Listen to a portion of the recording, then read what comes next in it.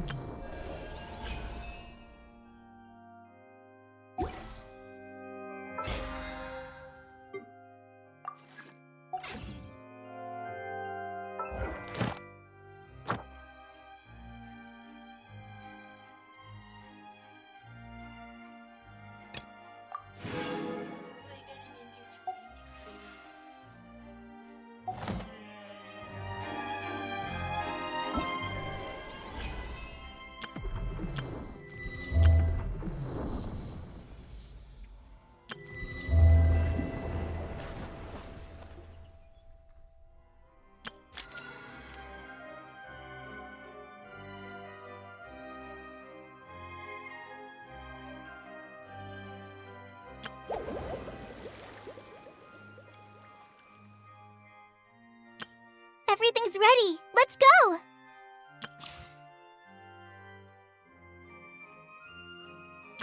Hello, nice...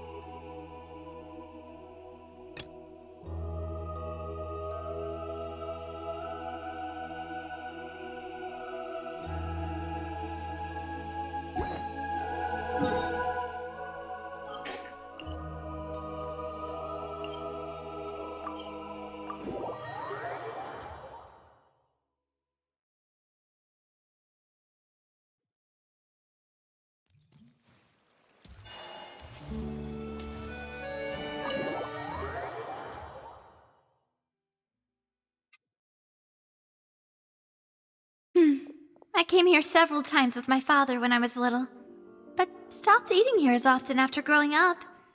I hope the food here will be to your taste. Oh, don't worry. We haven't eaten at a hotel like this in a while. In that case, I'll go order for us first. Please wait here a moment. Ooh, everything looks so good. People in Fontaine sure know how to enjoy life. Why, of course. try whatever you like. If the food's good, I'll make a group reservation for the rest of Spina di Rosula next time. And if it's not? Well, then I'll still bring everyone. Albeit with only one dish per table. You, sure have your own way of doing things. Oh, we called this a farewell meal, but we could also treat it like a victory feast, right? Oh, true. Very true. In that case, boss, we'll have another 2 dishes. Huh? Paimon didn't mean that you had to order even more food.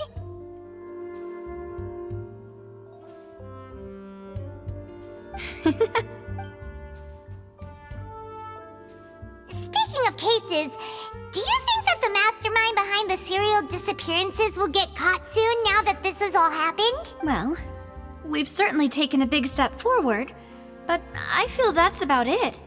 We know that there's an organization that means to dissolve these young women, but we still don't know what they are really after. If it hadn't happened right in front of us, Paimon wouldn't have ever believed that a person could be dissolved like that. Right? Yet it was because this was such a preposterous notion that the investigation could never really move forward before. Ugh. If only that guy could have finished speaking! We were so close to hearing who was behind it. In such investigations, even the smallest step can seem like a yawning chasm if the trail of clues is cut off. To be honest, I don't have high hopes for any follow-up that the authorities might conduct. It's not that I don't have faith in their ability. It's just that a different perspective is required in some matters. It's easy to guard against and deceive a single narrow perspective.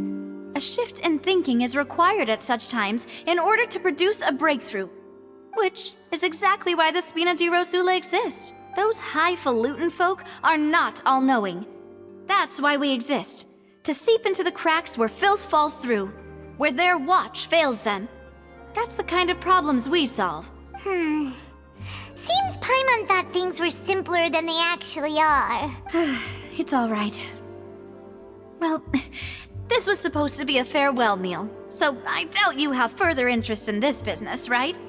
Let's talk about something else. Like, what are your future plans?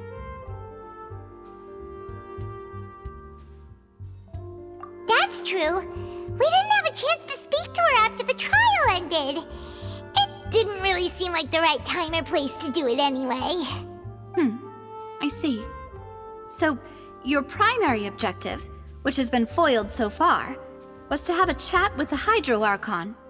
I've heard that there's a long line of people waiting to meet Lady Farina. I suspect you'll be waiting for quite a while, considering that you missed your chance today. Yeah, we've heard that she's super popular here in Fontaine, and that it'll be tough getting any of her time. Well, would you consider some more, unique ways? Perhaps even methods of, let's say, questionable legality? Guess that's Spina di Rosula's boss for you. Chock full of sketchy ideas. Well, what did you have in mind? Well, one way would be to infiltrate a performance troupe at the Opera House, only to abandon your act at the play's climax and ask to speak to her after the performance. I'm sure Lady Farina would be eager to see the ending, and would agree in order to finish watching the play. Don't you think? Could you suggest something a little more practical? This plan seems pretty hard to pull off. We'd have to go learn how to act, and acting's really hard. All right, here's another. Find a way to conceal yourselves under her bed. Then wake her up in the dead of night and demand answers. Don't let her go back to sleep until she answers all your questions. I can personally testify that this one works.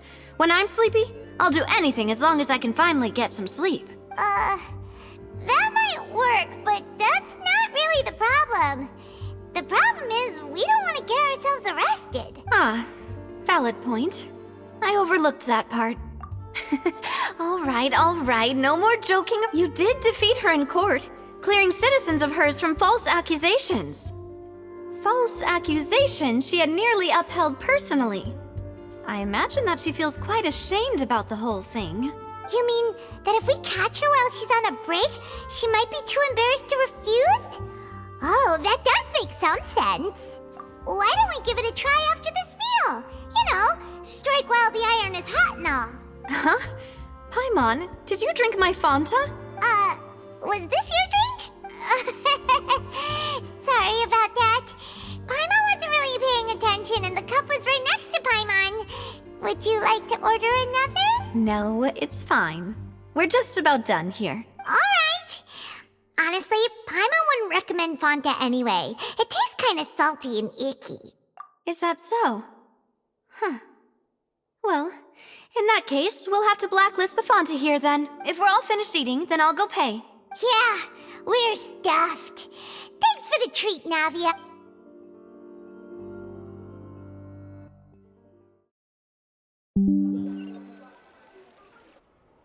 Oh, so full. Paimon can barely float anymore. Nah, that would be so normal. You know, like you. Okay. As for expenses this month, we're left with... Hey, Navia! What are you doing over there? Oh, nothing. It was just a meal, you know? Nothing the Spina di Rosula can't cover.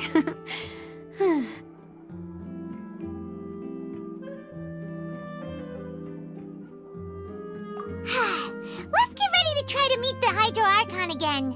Bye, Navia! So this is goodbye, huh?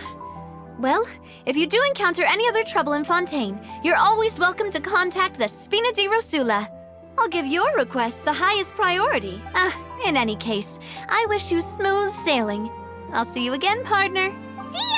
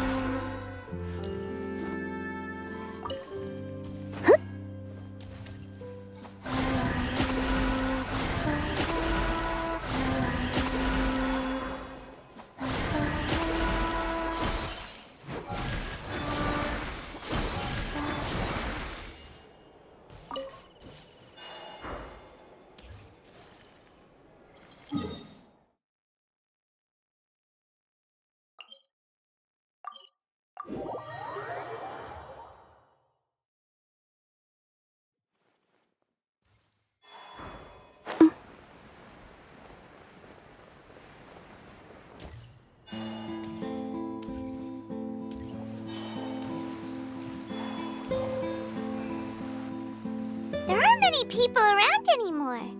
Looks like that boat we took to Araneas might have been the last one. Vache. Looks like we're back here again. Huh? Traveler? Are you hearing voices again? Ugh. That's kinda spooky. Are you sure we don't want to come back in the morning? Vache. Vache. Hey, why are you still walking towards it? Huh? Hang on. Paimon can kinda hear a voice. It's calling for Vache, right? Hey, Traveler? Stop walking! Come on, wake up!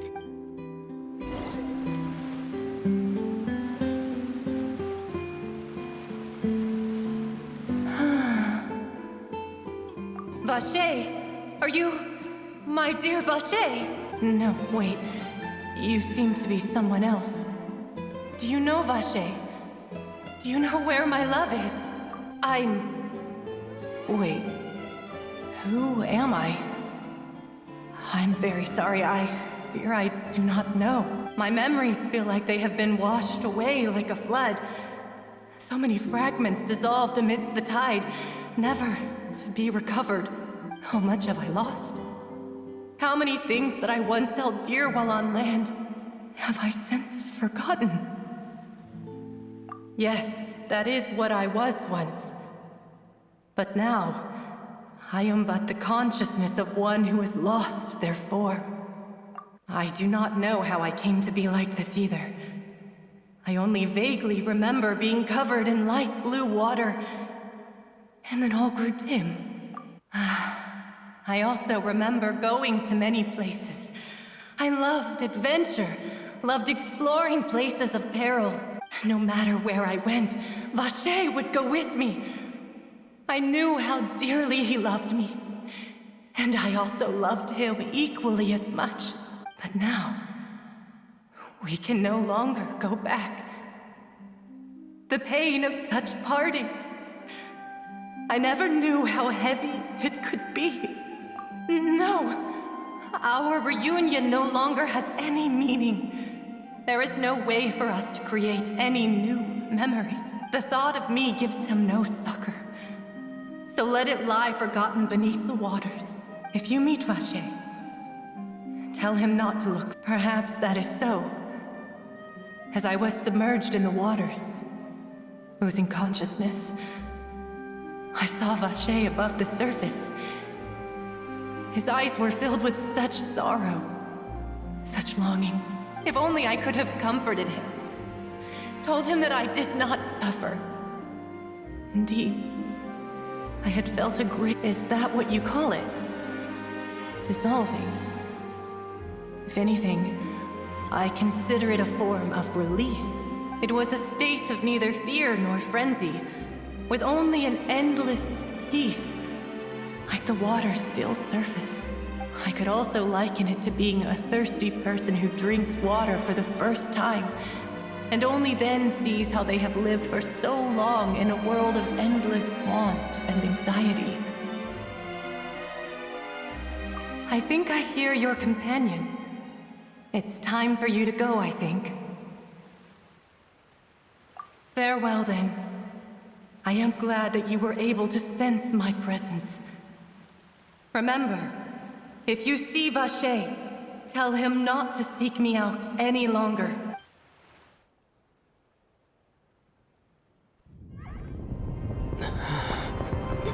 Wake up! Come on, hurry! Navi is outnumbered!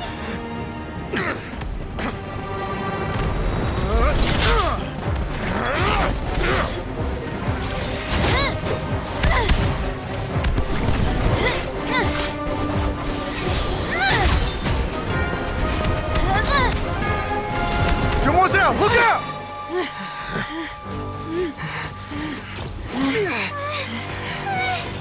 Dear God, it's a whole army of Gardamex.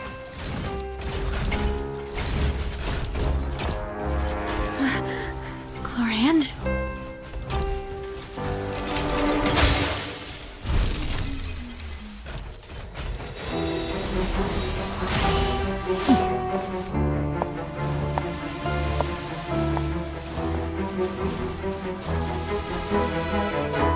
Quick, now's our chance!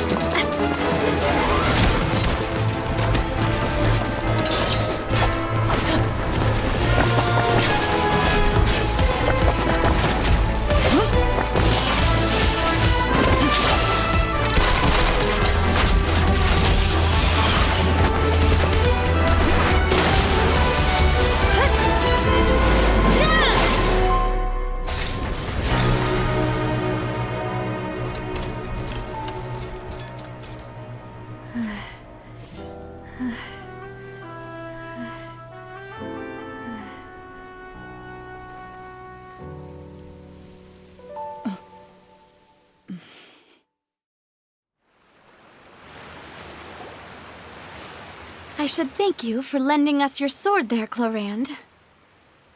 But before I do so, could you explain how you managed to show up here? I followed you. It seemed to me that danger has followed you more closely as of late. I believe that following someone without their knowledge is actually called stalking, is it not? Mr. Callus's last wish was for me to ensure your safety, and I will not betray his trust. He would do the same, were he alive today. Do not speak of my father! Sorry, Demoiselle. I was not strong enough. Thank you for your aid, Miss Clorand, but do keep an eye out for your manner of speech. I believe we all wish to avoid... Sorry, I didn't... Whatever. What else do you know? How did you come to the conclusion that I'd be in grave danger? I doubt I know much more than you. But I believe that the mastermind behind the serial disappearances is very powerful. Your performance tonight will almost certainly attract their attention. I'm sure they've known about me. To be honest, I'm shocked it's taken them this long to act against me. And what about these Gardamex? I thought only those associated with the Maison Gardiennage could control them. None of these mecha have serial numbers. I was sure to check a moment ago. They are not the ones used by the authorities to enforce the law. I can only conclude that some powerful or wealthy party must have obtained them via illegal means, deploying them as a private force of sorts. What? Your point being that they're out of Spina di Rosula's league, then? Yes. Be careful, and do not act rashly. I will continue investigating no matter what. We will bring the truth to light. That's my father's true last wish. Regardless, thank you for your help today, Clarand. But if you get any ideas, tell me first. I don't much appreciate being followed. I do not think that they'll strike again anytime soon. So I shall stop following you. Good day, all.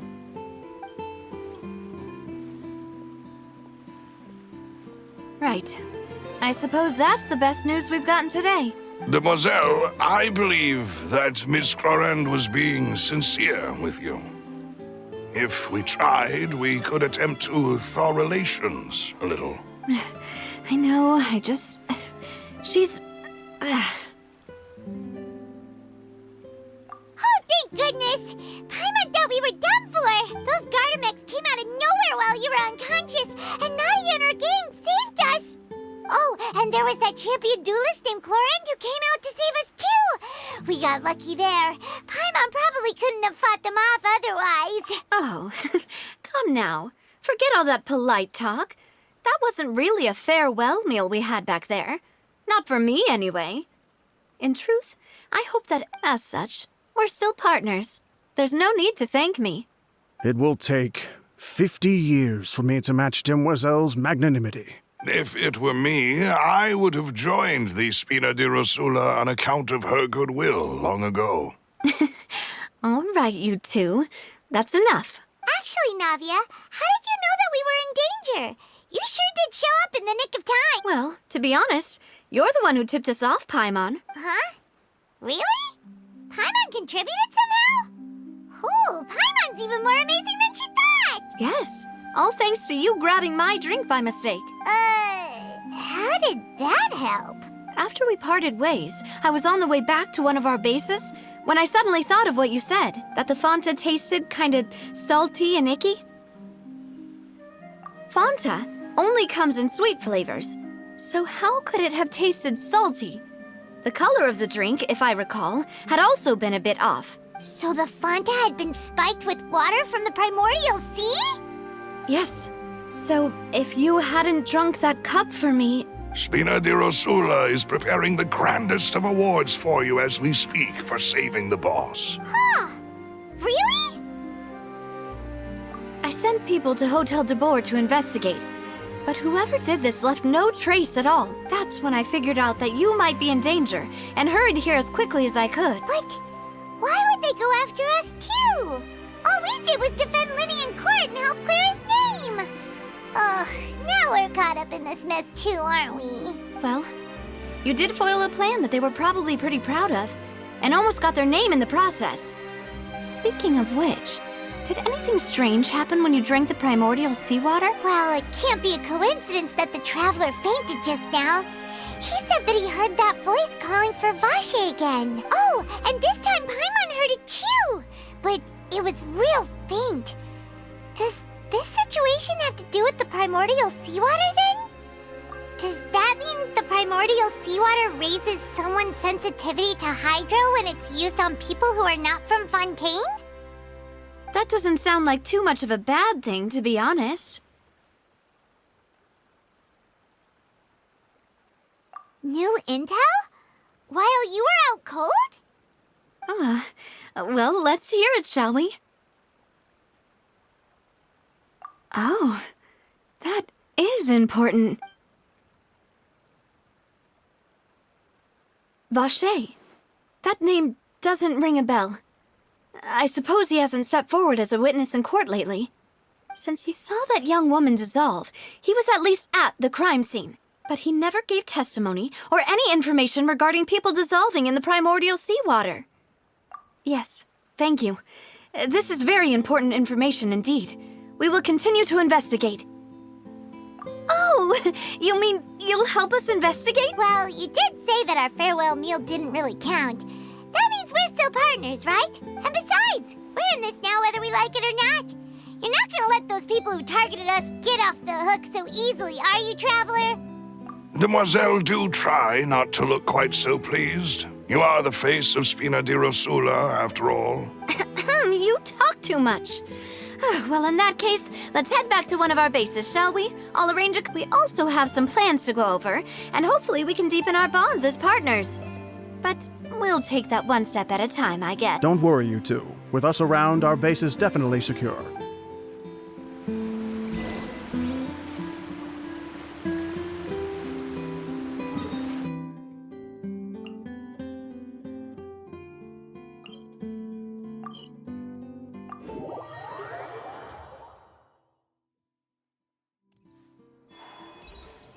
Ad Astra...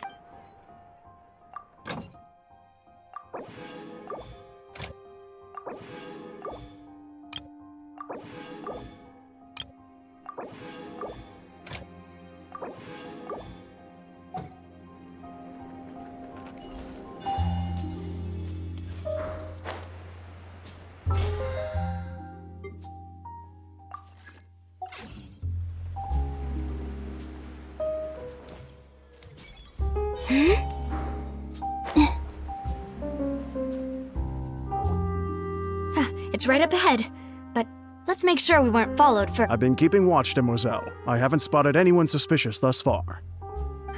Very good. But let's not let our guard down for now. I shall find rooms for our respected guests. Thank you, Malus. Now, let's continue, Traveler.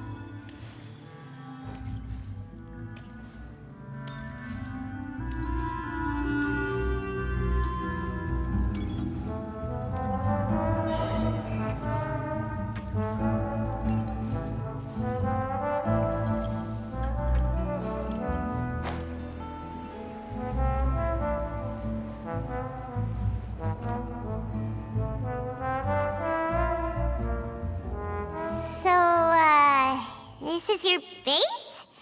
It's not quite what Paimon imagined. Your accommodations have been arranged. Under the present circumstances, I can confidently say it's the best we have.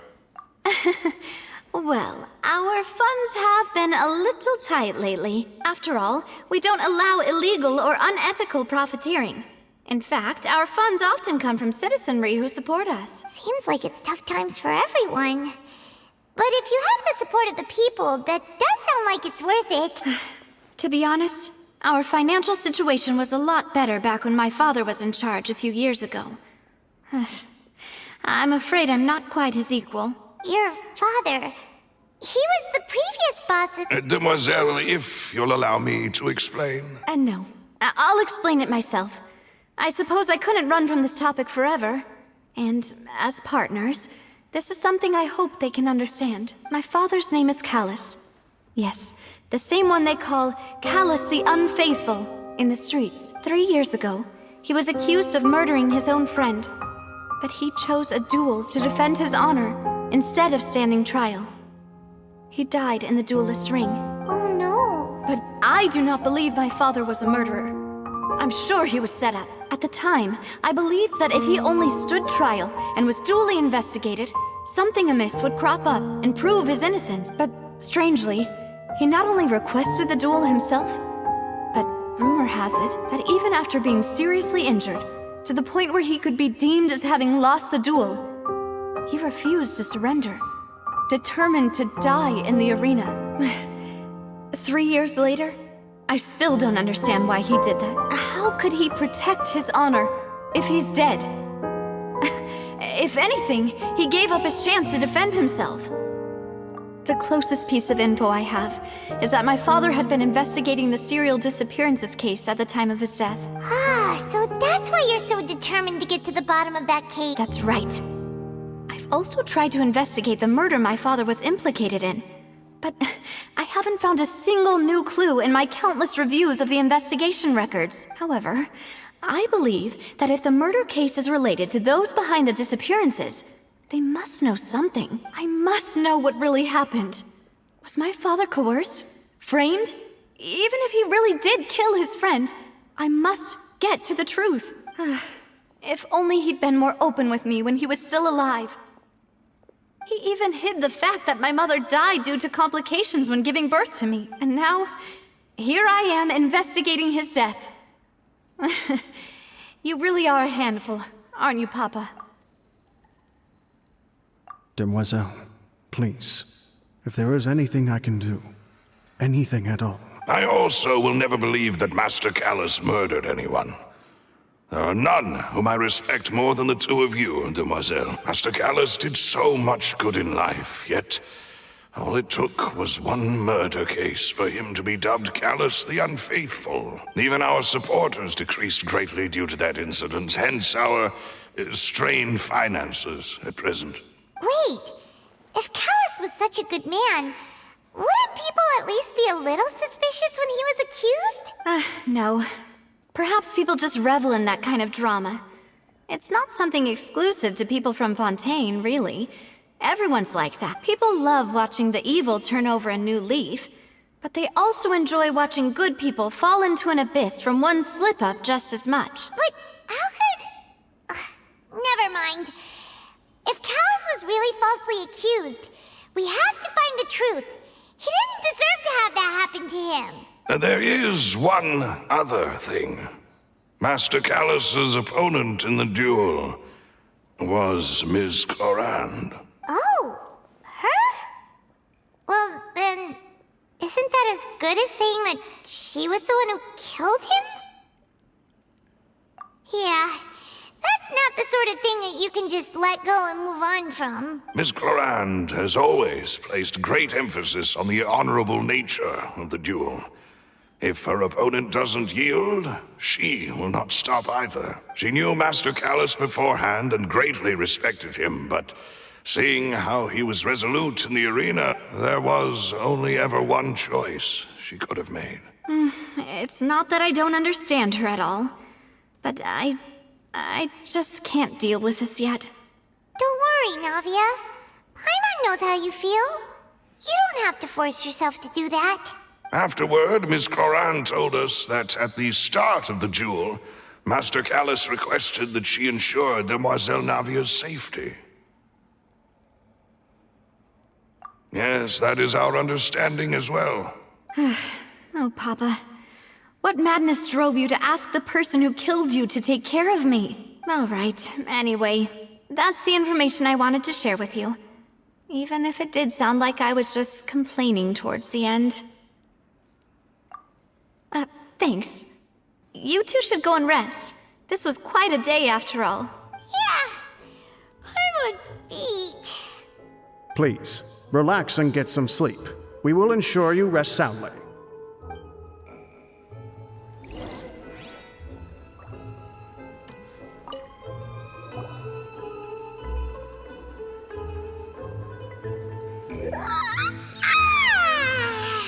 Paimon slept so well. This place feels almost too safe, huh? Navia? Where did the other two go? I sent them back to Poisson. It's Spina de Rosula's place of origin, and where we have our headquarters. There's not much for them to do here at the moment. Paimon gets the feeling that you're just trying to get them off your back. But never mind that. When did you get back? Were you waiting here the whole time? No, I just returned after going out for a while. I did some investigating yesterday regarding the name Vacher. Wait, so you didn't sleep at all? How could I after having such critical new evidence appear? Guess Paimon wasn't speaking for everyone just now, huh? Unfortunately, this name seems to have been wiped from existence. It doesn't seem to have a match anywhere. I suspect that those behind this have already taken steps to hinder an investigation from this angle. But that does prove that this Vacher person is a key witness in the incident. Does that mean we're too late, though? No. There is one ray of hope. One place in Fontaine that they would find almost impossible to threaten, no matter how much they wanted to. And that is the archives kept by Chief Justice Neuvillette. A place where detailed files on all the cases in recent years are kept. If the Oceanette you met is one of the young women who went missing recently, we should be able to find some related information there. So Neuvillette maintains an archive of case files? Whew. Guess that's the hard-working Chief Justice for you. In that case, let's go talk to him, shall we? Aren't you coming along, Navia? Did you get tired? No, it's nothing. Let's go see the Honorable Chief Justice.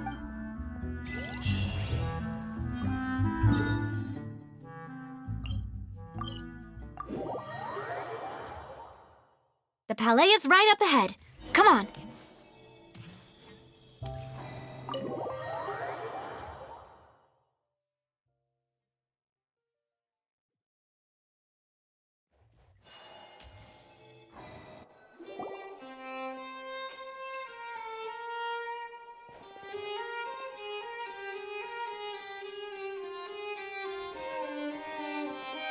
Halt! Please state your business here. The Chief Justice is presently occupied with official matters.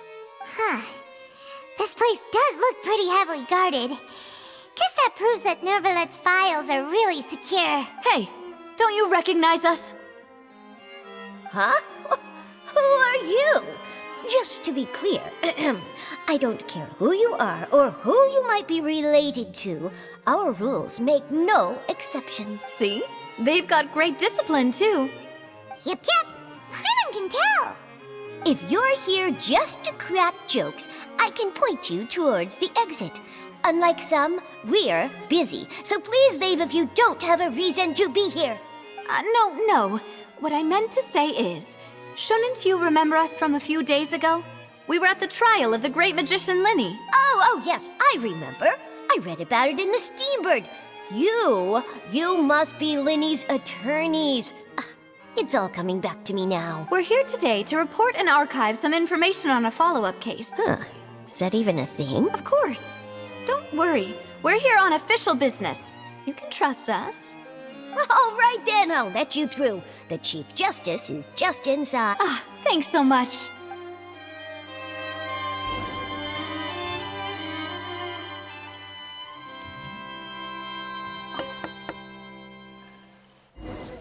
Please come in.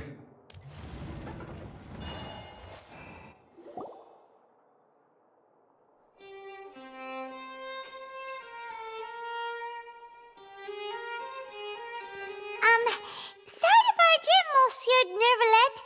We only lied to get in because we didn't know any other way. It's all right. Please let me know how I may be of assistance to you. We're looking for a man called Vacher. He may have been an eyewitness in the serial disappearances case. If we can find him, we may be able to unearth some key information on the case. Ah, I see. In that case, please wait here a moment while I browse through the files.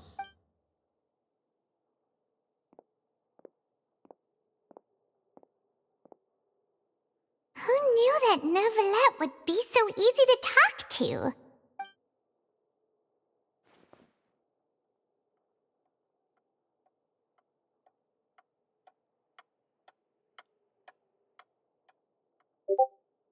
Unfortunately, I'm quite certain that no one by the name of Vacher has been involved in any case, criminal or civil, in the past several years. There are no records of him either in the files or in my memory. Traveler, what if it was really just a dream? Is that so? All right then. Thank you so much, Monsieur Neuvillette. We'll take our leave now. Ahem.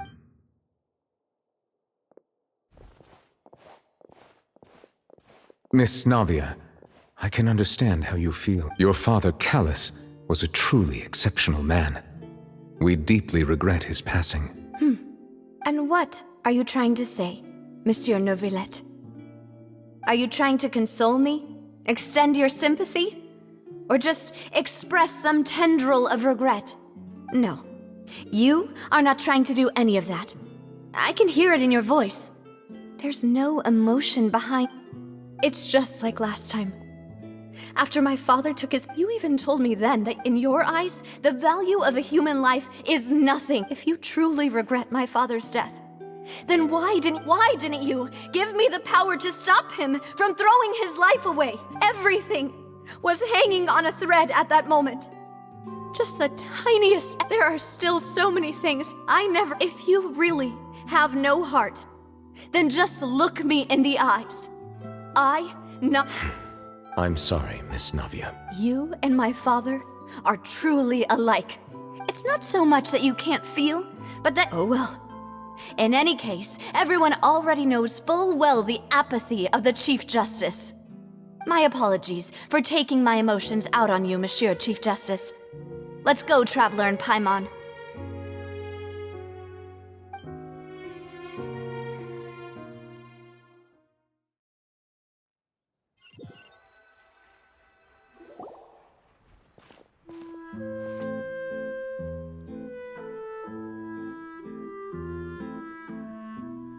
Navia, are you okay?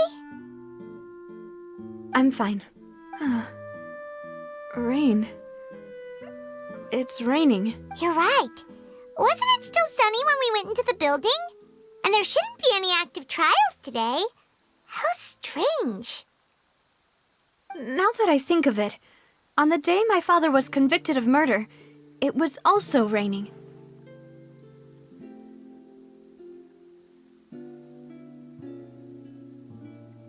What is it? Did you think of something?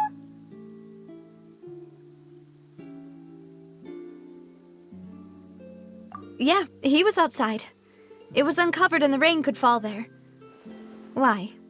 Do you think the rain could have affected the crime scene? That thought has occurred to us before. We've even expanded the search area to try to account for that, but didn't find anything of value. Oh? Wait. So you're saying that the true murderer could have been turned into water and then got washed away with the rain? Yeah, and if that's what had happened, then no one would have believed your dad, even if he explained what he saw to the authorities. I really think I found a true genius for a partner. You're completely right. How did I not connect the dots early? All right, let's go to Poisson. With this new lead in mind, we'll get to the bottom of my father's case for sure. Yeah, we're gonna make progress for sure this time. Do you want to go with me now? Or do you want to head over by yourself later? Great, let's go then.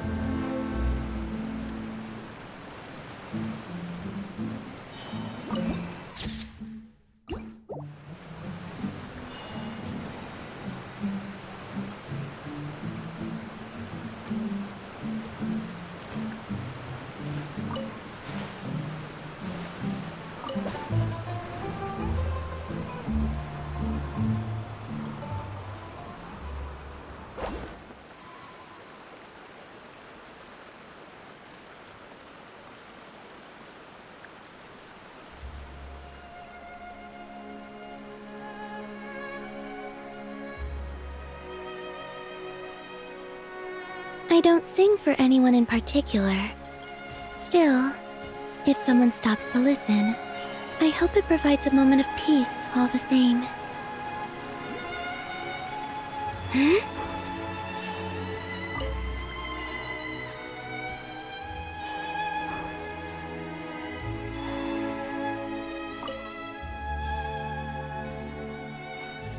Huh?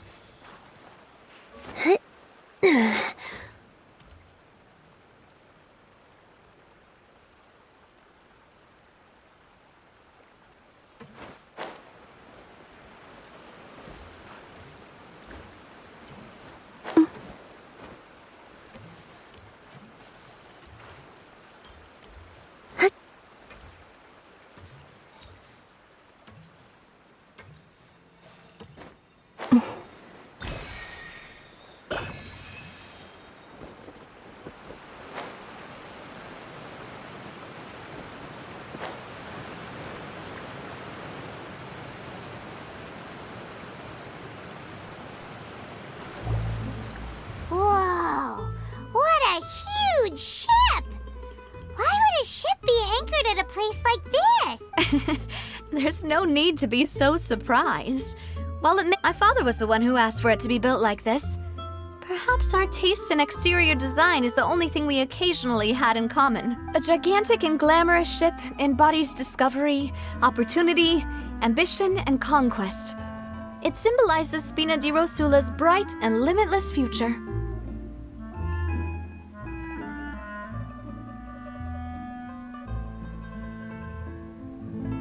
And Paimon thought you were bluffing when you said Spina di Rosula had a glorious past.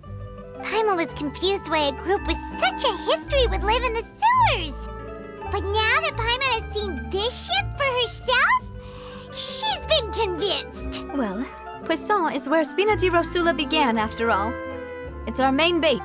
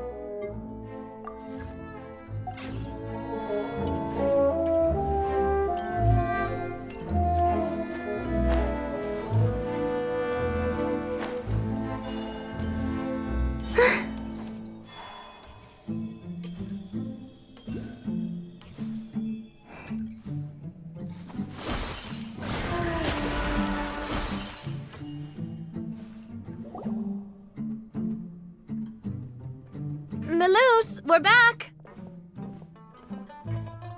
Apologies for the wait, demoiselle, and our most important partners. You said before that you still had some business at the court. What brings you back to Poisson so quickly? About that. It's because my partner here reminded me of something really important. You see, what if my father's case had something to do with water from the primordial sea? You still remember, right, Malus? On that night, it was raining? Yes, the case was quite similar to that of Mr. Linney's. Both were what you'd call impossible murders. Could you tell us a bit more about what happened before? Yeah, of course. Many years ago, something called synth began to gain popularity in Poisson. At a glance, it was a kind of drink that could excite your mood and produce many pleasant hallucinations. Wait! Didn't that guard guy who turned into water also mention that the primordial water could be used to produce some kind of potion? Yes, he did. Considering what we know now, it's almost certain that synth is created using water from the primordial sea. If you drink synth for an extended amount of time, you'll suffer many side effects, such as losing the ability to focus or control your emotions. And if you were to stop drinking it completely, you'll experience flashes of paranoia and anxiety while lacking energy to do anything. It's an extremely dangerous substance. As he oversaw Poisson, my father was compelled to put a stop to synth abuse and called for a complete ban of it. Boss's uncompromising attitude incurred the synth vendor's wrath, but no matter how much they threatened or bribed him, he refused to yield. Not only that, Boss became determined to find the mastermind behind the synth operation. Yes, but the enemy was very cunning. Recognizing that, my father decided to contact the dealers in secret and cultivate The man's name was Jacques. He felt greatly ashamed about his work after seeing many families destroyed by synth abuse. That night, my father hosted a banquet at his countryside estate. He planned to meet up and exchange information with Jacques over some food. But then, we heard 2 gunshots from the courtyard. We raced to the scene and found my father, still holding a gun, and Jacques, who was already dead on the ground. Huh? How did that happen? Aren't they on the same side? Sounds just like Lenny's case, doesn't it? In both cases, the culprit seemed obvious, but neither appeared to have any motive at all. Looking back on it, though, I now believe the most important clue was something we all overlooked at the time. There were pieces of clothing left at the scene. Precisely. It's all thanks to you that I made the connection now. Back then, we all just thought they were some costumes that Jacques used to disguise himself at the banquet. But, considering it now, it's almost certain that they belong to a third person at the scene. With one extra person, we'll also need to reconsider why the 2 shots were fired. You're right. We still don't know what happened. But my intuition tells me that we're on the right track to figuring it all out. I'm finally headed towards the truth. Jacques was an empathetic man who was infinitely remorseful for his past actions. It's unlikely that he turned on Boss with 0 warning. I think this third person is probably the key to the full truth. On that note, however, even though this will not please you, demoiselle, as your and your father's butler, I must still offer a word of warning. Our opponent is insidious and cruel. They are extremely difficult to deal with, and Boss has already lost his life trying to bring them to justice. Even though Spina de Rosula has lost most of its former glory, Poisson has welcomed a new time of peace, and we have been allowed to live out our lives. There is no need to follow your father's path. It would be both wise and in line with Boss's wishes to step back and give up on the case. If that's indeed what he wished for, then he should have told me that himself. Was I not the closest person to him? And yet, I was the one most kept in the dark. What was the point of him dying without sharing any of the secrets he knew? Did he manage to protect anything in the end? Synth is still here. Callus the Unfaithful is still his epithet. And Spina di Rosula is barely getting by. Did he think I'd just accept his meaningless death and live out my life just as meaninglessly? I've never accepted that. Ever. Not since that day, and certainly not now. I want to find out the real answer for everyone's sake. For the missing girls, for the victims, and for myself. Navia. This is indeed the best moment to act. So you do know something else, Maloose? Yes, I do. In fact, even before that banquet, Boss already knew of the connection between Synth and the serial disappearances case. But what drove all the tensions to the boiling point was the revelation that you, Demoiselle, had been selected as the next target to disappear. What? Boss also didn't tell you that he had been diagnosed with a rare illness. The doctors told him that he had no more than 5 years left to live, and the serial disappearances case caused him great anxiety. 5 years was nowhere near enough time to resolve this long-standing conflict, but once he passed away, all the danger would pass on to you. Knowing all of this, he decided to use one final intimidation tactic before his death. He claimed to have already gotten his hands on some key incriminating evidence for the other side, and even told some members of Spina di Rosula about the details. But as long as you remained safe, he would not share the evidence with the public. If something were to happen to you, then he and all those he told would immediately expose all they knew about Synth and the disappeared victims. Right, so nobody would be able to get off scot-free. As we've seen, Boss's tactic has worked. Even though Boss has been gone for a long time, the other side has not tried to take Demoiselle's life. No, I don't believe it. He never appeared to look sick to me.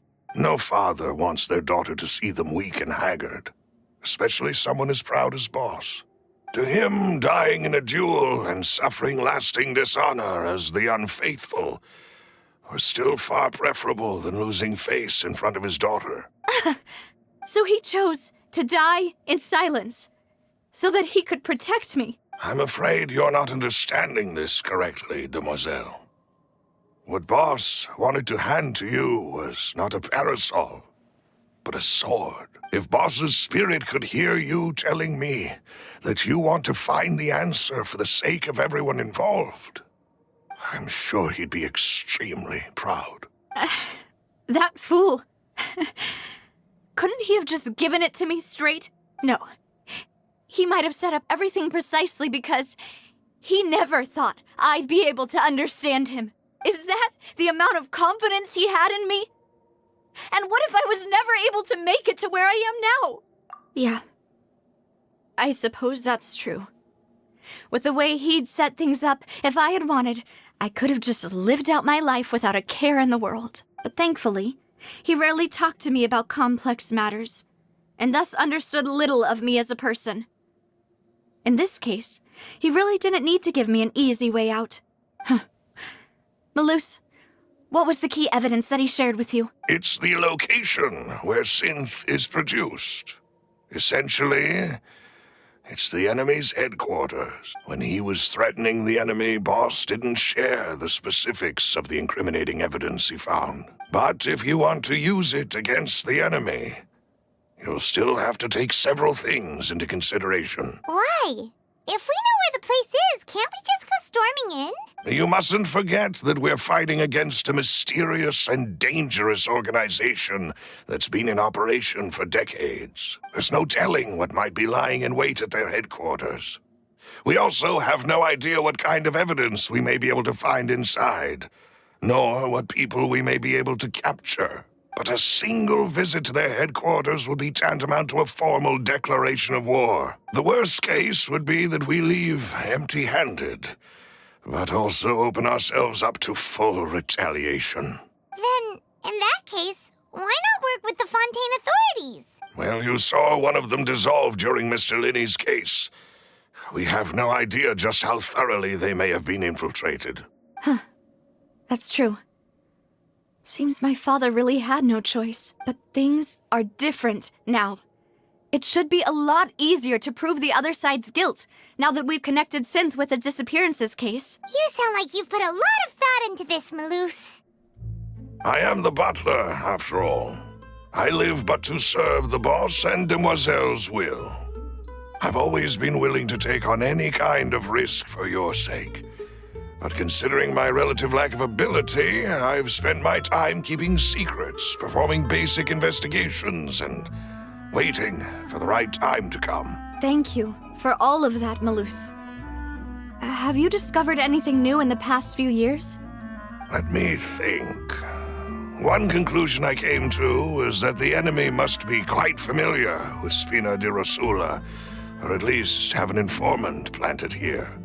When I announced orders to the organization's members on Demoiselle's behalf, I used to deliberately keep a few people in the dark and observe the reactions of the synth vendors. If the vendors didn't change their plans, then the individuals informed of our orders must be innocent.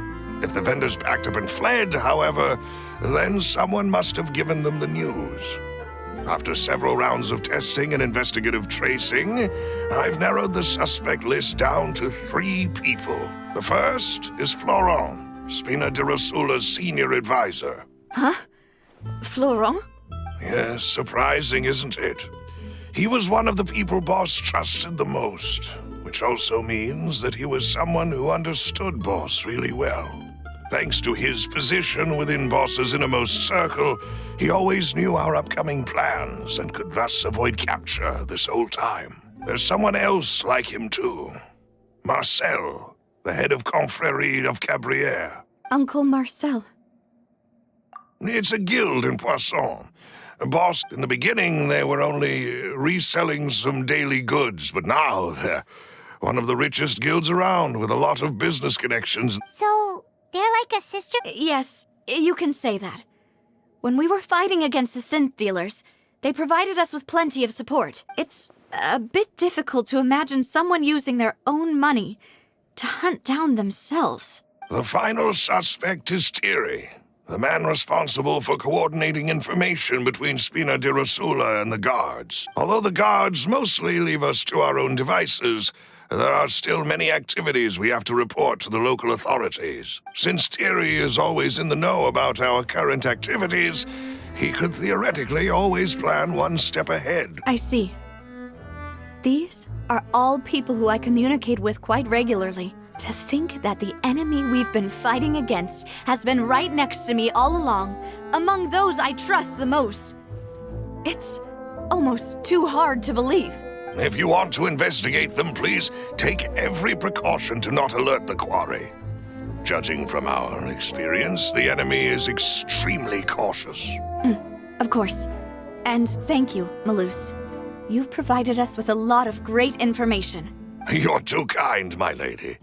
I'm just doing my duty. And before I forget, proving Boss's innocence would also mean clearing him of blame in Jacques' death. After that incident, Jacques' wife and daughter were taken into the Spina's care. They still live in Poisson today. If it might help, you could also pay them a visit. I can make the necessary arrangements. Oh, thank you so much, Malus. You really are the best. A new case awaits, my dear partner.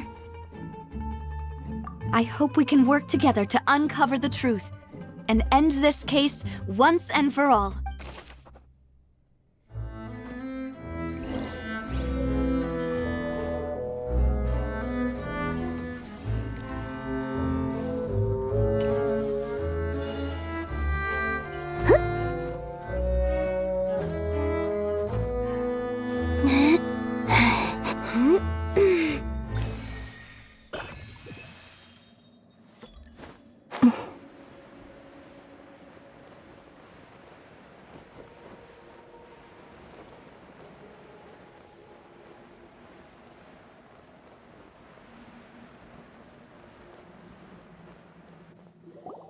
It is settled, then.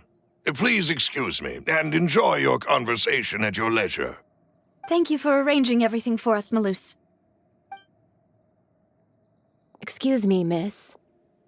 Do you need anything from us? Hey, Navia's all quiet. This isn't like her at all. I'm sorry that I only came to visit after all this time.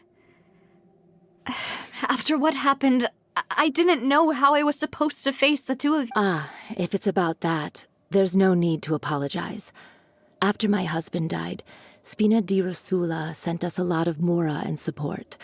I understood your guilt and apology to be genuine. But aren't all of those things nothing compared to the loss of Jacques? I can understand the kind of pain that comes with losing a father so needlessly. You don't understand at all. I didn't know how to face you, because I didn't know what I could possibly bring as a consolation gift. I know only the full truth could bring closure to you. And to all of us. I'm sorry. I appreciate the sentiment, but you don't have to carry all that guilt. On the matter regarding my husband, my daughter and I have more or less found our answer already. Would you mind sharing it with me? I really can't believe that my father could ever bring himself to shoot Jacques. I always knew that my husband's money was earned through others' suffering. He told me countless times that if he could turn back the clock, he would never go into the synth business again. He had many regrets, and felt that he took the idea of providing for his family too literally. For the longest time, he thought Mora was everything. So when Mr. Callis came to him with a proposal, he accepted it almost immediately. He tried to be as careful as he could, but even so, he was still found out by the higher-ups. They found out about his betrayal? Papa didn't say that exactly, but Papa did tell me that I should never be ungrateful. Before he left that day, he told me that he had no choice. It was only later that I realized it was his final farewell to the two of us.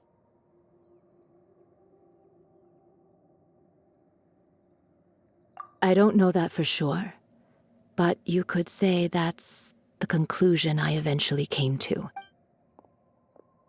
Which is why I'm the one who should feel guilty.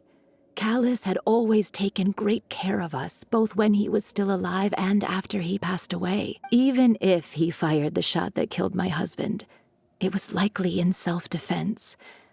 It is impossible for me to hate him for what he had done.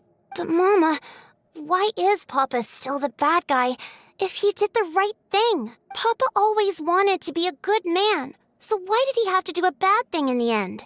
Well, things aren't always as they seem. You still feel like your papa was a good man, right? Yeah, Papa was a really good man. The best in the whole world. Then you should hold on to that. If a good man had to do a bad thing, then he must have had his reasons, regardless of whether he left you a parasol or a sword. He must have done so to give you a better life. Oh.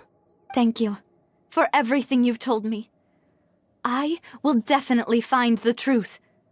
The current state of things is not something I'm willing to just sit back and accept. Thank you. I'm very grateful to hear this from you. Even though your personality is quite different from your father's, your determination when you speak is really similar. You really think so? That's the first time anyone said that to me.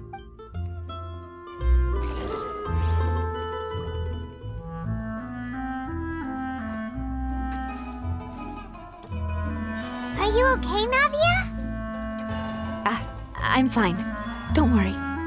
Let's investigate the 3 suspects next. Florent should be nearby, and we should be able to find Thierry and Uncle Marcel in the city. I'll get my... Greetings, boss. How may I be of assistance today? I'm sure you've heard about what happened at the Opera House. Someone got turned into water right in front of us. Yeah, I've heard. With something that dramatic, I'm sure journalists will milk it for all it's worth. And it'll be all the talk for the next several weeks. It also reminded me, on the day that the incident happened with my father, it was raining outside, and we found some clothes left at the scene. After my partner here put the dots together for me, I feel like we should try to reopen his case. Can you do me a favor and try to recall what happened that night? Let me think. Mr. Callis was feeling pretty upbeat that day. So he was drinking and bantering away with us at the table. After that, he told us that he wanted to go get some fresh air. So we let him go without thinking much of it. Who knew that we would hear 2 gunshots ring out right after? My first reaction was that Mr. Callis's life was in danger. So I grabbed my holster and made a mad dash toward the scene. But when I got there, it was already too late. So you also remember 2 gunshots then? Indeed. The guard said that the first shot didn't hit anyone, while the second killed Jacques. But I've never really bought that explanation. Reason being, Mr. Callus had left his gun on the table. I even made sure to confirm that before running to the scene. But according to the guards, that doesn't mean he couldn't have had other guns on his person. About the clothes left at the scene that you mentioned, do you think there was a third person there who was turned into water? At least from our perspective, my father had no reason to kill. So he would also have no reason to bring an extra gun with him. The gun he was holding probably belonged to Jacques, or a third person on the scene. Yeah, that makes a lot of sense. So you're saying Mr. Callus ended up with the gun because he seized it from one of the other guys? But hold on. If that's what had happened, then why didn't he share the truth with any of us? He didn't even want to face the Oratrice machine, and chose instead to prove his honor in a duel. Did he lose all faith in the courts after seeing someone dissolve right in front of his eyes? About that, Malus told me a thing or two. So, I think I can understand why he committed to the duel. I'll tell you everything once the whole truth has been revealed. I understand. Then I'll leave Mr. Callus's honor in your hands, boss. And if I may just say one more thing.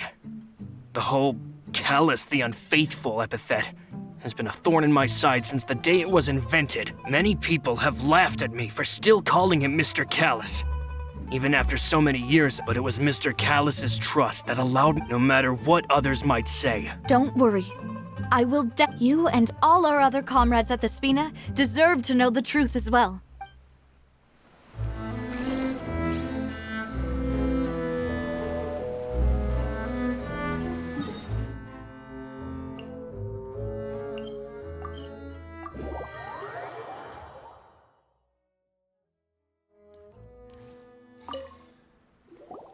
Hey, Thierry, it's me.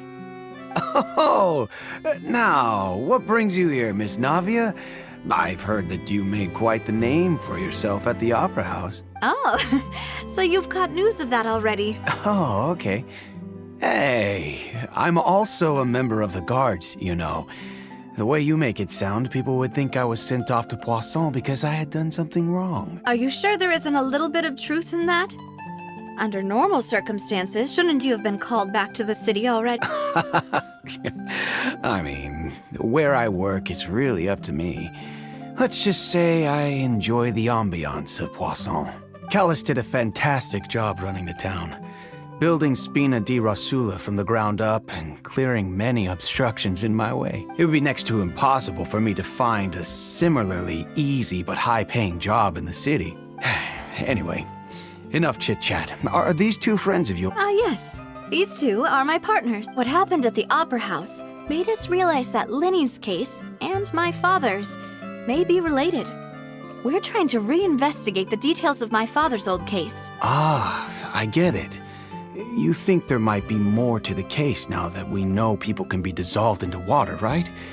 I was also flabbergasted when I first heard of it.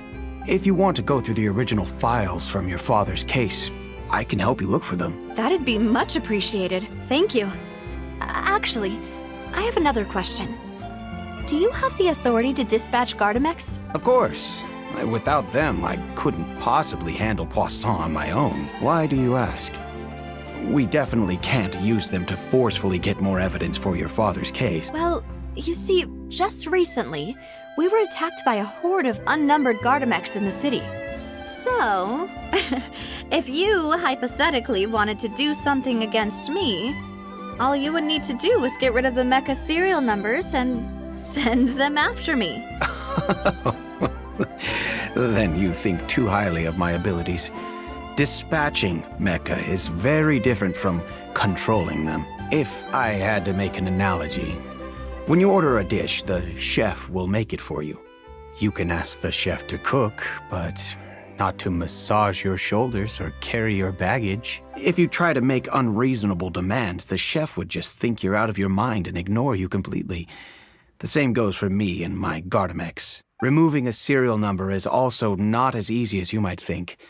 There are a lot of complex steps to it, and it's almost impossible to keep it a secret. So I can promise you, those mecha were definitely private units. They're certainly not cheap. So, whoever their owner is must be super rich, powerful, or both.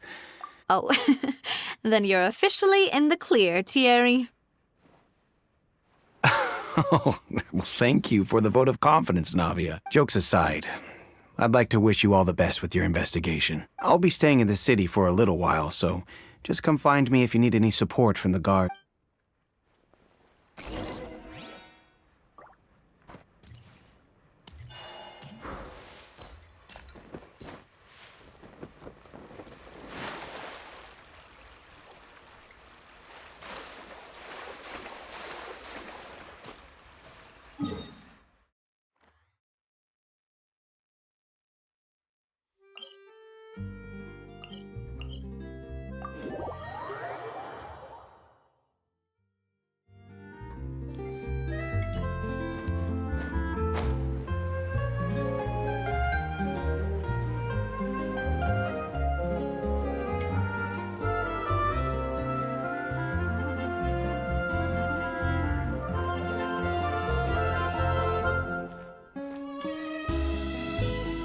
Hello.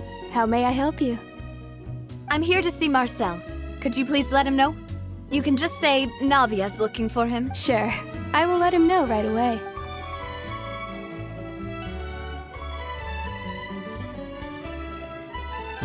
Navia, hello. Sorry to keep you waiting. I'm not as young as I used to be, so my legs are giving out a bit. Oh, it's all right, Uncle Marcel. There's no need to stress. I just wanted to talk to you briefly about what happened in the Opera House. I'm sure you saw everything too, right? Yes, I've never seen anything so strange. Oh, you were at the Opera House too? That's right.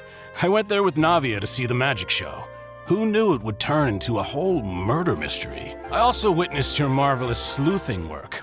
Quite impressive. To beat the Hydro Archon at her own game on her own turf, I can already imagine everyone in Fontaine discussing your exploits over a few glasses of wine. Oh, Paimon doesn't want to become the talk of drunkard. Apologies. It's just how Fontaine is as a nation. Everyone loves drama and theatrics. Uncle Marcel, you've also noticed that other thing, right? The fact that humans can dissolve in water? Yes, I was reminded of your father's case right away. Is that what you're investigating now? Exactly. I still don't have much solid proof, but I can sense that the other side has already begun to act. Oh, and what makes you say that? We were attacked on Araneus by some unnumbered Gardamex. And there was also an attempt to get me to drink water from the primordial sea. If not for the vigilance of my partner, I probably wouldn't even be here talking to you right now. Oh, you're giving us too much credit. Wasn't it you who protected us? Alas, it seems things are heating up again.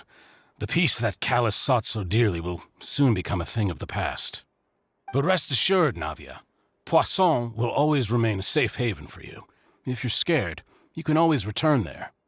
If anyone dares to lay their hands on you there, the Confrérie of Cabrières will use its funds to the last Mora to bring them to justice. Thank you, Uncle Marcel. But I don't intend to go into hiding. I'm going to strike while the iron's hot. Do you have any new thoughts on my father's case? About that. Sorry, my age is catching up with me, so it'll take me a while to recall my memory. The Confrérie was responsible for that banquet, so I was out and about the whole time making sure things were running smoothly. I didn't even have the time to drink with the guests. Then I heard the sound of a gunshot, and the rest was history. Oh, it's okay. No need to push yourself. We'll ask around some more. See if there are any valuable clues elsewhere. Sounds good. Just let me know if you ever need Mora. All my wealth comes from Callus's patronage and support. I'll spend however much it takes to clear his name.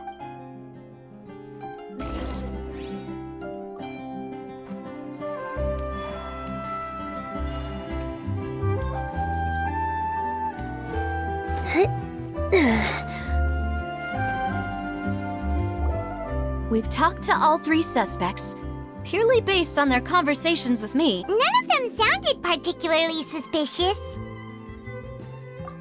I suppose that's to be expected, though.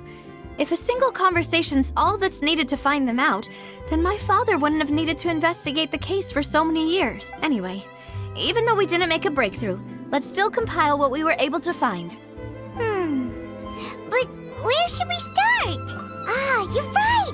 Flora mentioned that Callus probably only ended up with the gun because of circumstance. That makes sense. According to Jacques' family members, he already told them that he had been discovered, and that he had no choice before he left home that day. If I had to guess, he probably received an order from the synth boss to kill my father. Had he refused, he and his family's lives would have been forfeit. So, Jacques fired the first shot? Oh? And why is that?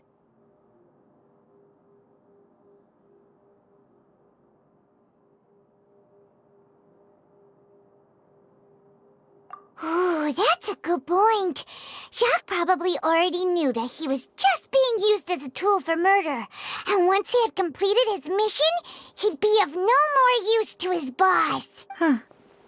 So, what would make more sense from his perspective would be to turn his back on the order and seek protection from my father. Makes sense. But without evidence, that's still just a theory. Besides Jacques, the attack from the Gardamex has been bothering me quite a bit as well. It's obvious that our enemy has become more antsy after the secret of the primordial seawater was revealed. Do you think he knew, even then, that we'd follow this lead to the end? Given everything that's happened since, it's quite possible. But who among the 3 suspects would have the ability to control privately owned Gardamex? Uncle Marcel? My father did really trust him.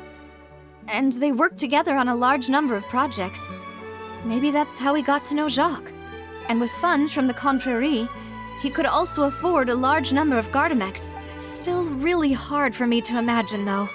After all, Uncle Marcel has been around since I was just a child. Also, wouldn't this mean he has been spending a whole lot of mora and energy to fight his own synth business? Thierry, you say?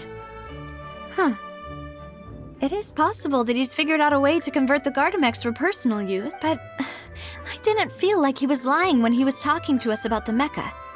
I also don't think he'd be able to keep that kind of tampering under wraps. Yeah. Had he actually tampered with the mecha, we'd be able to prove it with a simple check of the guard's inventory. If the mecha were taken from the guards, it should be pretty easy to find out when and how that happened. Florent? It is true that he was closest to my father, and thus had the best chance of learning about his dealings with Jacques. But as Spina di Rosula's advisor, his work mostly deals with personnel and security. So he shouldn't have much means when it comes to finances. So you're saying he's too broke to afford a mecha army? Exactly. He can't. And even if he could, I don't think he would be able to dispatch a whole group so quickly. Who could it be?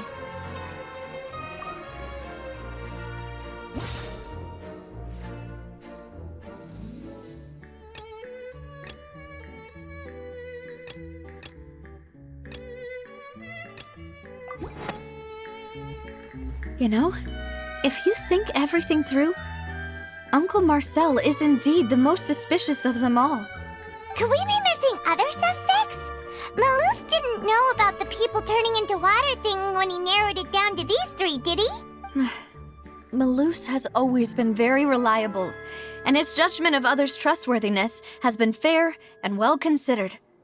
When he laid out his case for the 3, the rationale he gave me made a lot of sense as well. The suspect is knowledgeable about the Spina's internal affairs, has the means to dispatch Mecha to assassinate us, and possesses significant intellect and foresight. Even if I don't want to believe it, I'm starting to see how things could all tie back to Uncle Marcel. Well, we still have another trump card on top of all the theorizing and speculating. Yes. Malus did say that charging straight in there would be extremely risky, but we don't have any other options right now. We need far more solid proof before we can hope to go charging in on our enemy. Navia, here you are. Oh, I've been looking for you. Huh? Aren't you the guy from the guards? Did something happen? Yeah. News came from Irenaeus just after you left. We've got another trial on our hands. Wasn't that place built specifically for holding trials? What's so newsworthy about this one? I know. But they said the person they're putting on trial is a Fatui harbinger called Tartaglia. What? Is that someone you know? Yeah, we know him. Maybe even a little too well. Well, he's been accused of being the true culprit behind the serial disappearances case. It's absurd, don't you think? Wait, how? None of our investigations have had anything to do with him. That's what I thought was strange about it, so I came to tell you the news right away. If the charge against him stands, then it'll be next to impossible to get the guards to support any of our planned investigations. Right, because they'll think they've already found the culprit. Yeah, and it'll be a lot harder then to clear Mr. Callus's name. I understand. Well, partner, what do you think we should do? We still haven't found any conclusive evidence. Huh? Split up? What do you mean?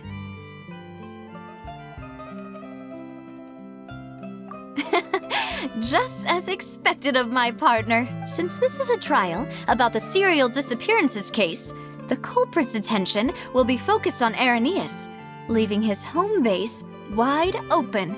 You're right. This is our best opportunity. All right then, let's do this. I'll stall them at the Opera House and charge Marcel as the true culprit. I won't have any chance of making that charge stick though, unless we find more evidence. It'll be up to you to make it back in time and hand the decisive evidence. We'll help you, just like you helped us in Lenny's trial. Demoiselle, please allow us to accompany you. I'm ready. Malou, Silver, when did you two get here? We heard that you'll be leaving Poisson and figured that you might require our assistance. It's our hope that your confidence will be bolstered with the two of us by your side.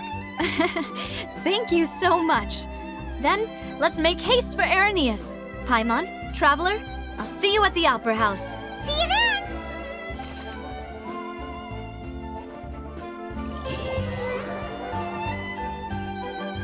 Now that Navia has set out for Irenaeus, we should also get going. The location has already been marked on the map, so let's head over. According to Malus's info, the synth production base is underwater. Let's go and try to find the entrance.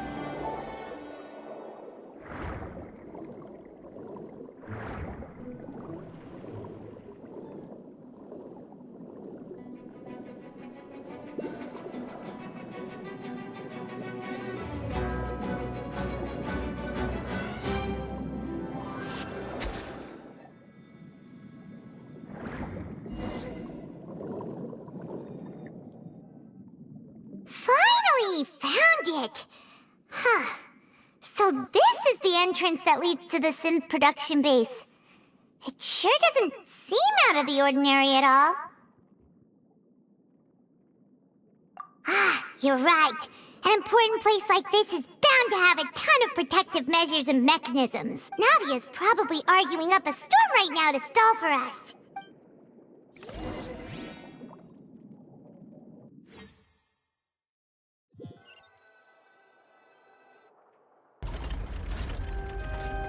It would appear that I must repeat my question again, Mr. Tartaglia. Do you accept the charge that you are the true culprit behind the serial disappearances case? To be perfectly honest, I don't understand your country's complicated court system, or the reason why I'm being charged with something I've never even heard of. However, I did hear that people who have been charged can choose to participate in a duel to clear their name.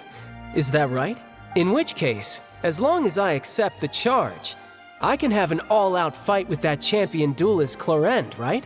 I've got to admit, that's one of the most enticing offers I've ever received. When I privately sparred with her last time, she was obviously holding back. Real disappointing. Hey! Don't you understand? You're currently the prime suspect for a major case. This isn't the place for you to be looking for fights. Oh? Sounds like the Hydro Archon wants to lecture me on the ways of the Opera House. Then why don't you duel me too? I'm the kind of student that learns best in the heat of battle. No. That's not what I meant. Alas, it would appear that communication with the defendant is going poorly, and we have made very little progress. In that case, let me explain everything from the very beginning again. The goal of this trial is to determine the culprit behind the serial disappearances case. That case had nothing to do with him. You've got the wrong man. Huh? What's going on? Why is she interjecting again? I told you it couldn't be one of the Fatui harbingers. Miss Navia, this is the second time you've interrupted the court proceedings. I only tolerated your behavior last time because you were able to provide the court with a key eyewitness. But that was an exception rather than standard court protocol. I can very well charge you with contempt of court for your interjection. Oh, please. Did you ever think I had any respect for this place's pointless theatrics? We can put that discussion aside for now. I'm not here to argue with you. I'm here to charge the true culprit behind the serial disappearances case, and if my charges prove true, then Tartaglia here will be proven innocent by default. Oh, a young lady has charged in and offered to clear my name. How fascinating. Well, I'd gotten half bored to death by all these rules and procedures anyway, so I'll take you up on that offer. So, Your Honor, is there nothing else for me to do now? You may take a seat for now in the audience, but that doesn't mean the suspicions against you have been lifted. Now then, Miss Navia, who is the person you would like to charge instead? That person is...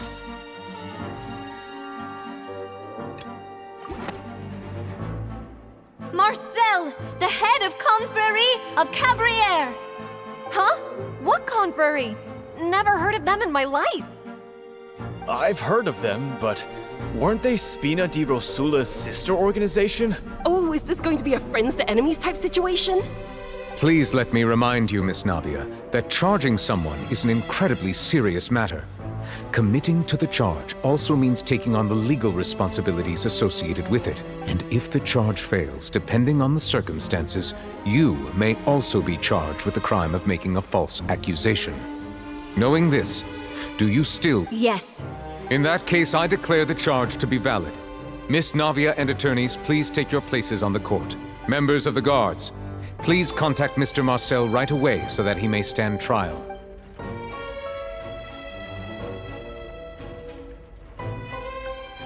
Mr. Marcel, you will not require an attorney. Is that correct? Apologies. It all just happened so quickly. I still haven't figured out what's going on. I think an attorney won't be necessary. This is probably just a misunderstanding between me and Navia. Very well. In that case, since both sides have now arrived, Miss Navia, please present your charges. I would like to take everyone back to 3 years ago, to the case of Callus the Unfaithful. Only through elucidating what really happened in that case can we connect all the dots for the serial disappearances case. Navia, do you really think that I was the one who killed your father? Come on, why would I do that? Callus was my benefactor. If that's enough to make me a suspect, wouldn't that... I think there's no point in getting into the specifics right now. The audience doesn't even have the big picture yet. Even I'm struggling to remember some details of that case. Exactly correct, Your Honor. I must refresh everyone's memory about that case before I can explain my charge and reasoning. I see. In which case, I will recount the findings about that case as originally recorded by Maison Gardiennage. On the day of the murder, Spina di Rosula hosted a large banquet in a countryside estate owned by the Confrérie of Cabrières. During the banquet, all attending guests heard 2 gunshots from the courtyard. When the guests arrived at the scene, they found the primary suspect, Callus, holding a gun, while his acquaintance, Jacques, lay dead from a gunshot wound. The guards' investigation did not recover any other firearms from the scene. As a result, they concluded that the suspect's first shot must have missed, while the second must have taken Jacques' life. The suspect did not dispute this conclusion, and also declined to defend himself in court. Instead, he chose to prove his innocence through a duel. Callus was defeated by champion duelist Clarand in the ensuing duel, and soon succumbed to the injuries. These are the known facts about the case.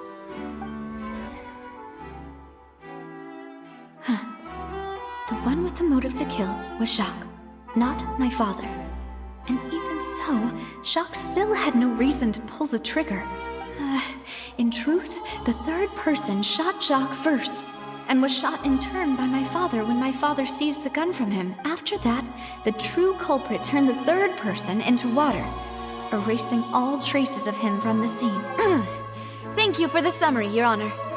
Of course, the guard's conclusion appeared quite sensible to us at the time. However, we should revisit the case now that we've gained new information about the abilities of water from the primordial sea.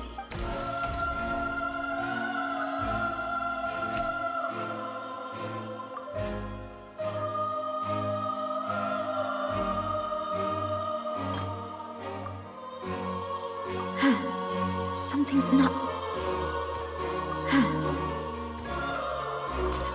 The testimony of the victim's family confirms that Jacques had thoughts of assassinating Callus when he set out for the banquet. However, in the end, he reconsidered, and instead shared everything with Callus, hoping to seek the latter's protection.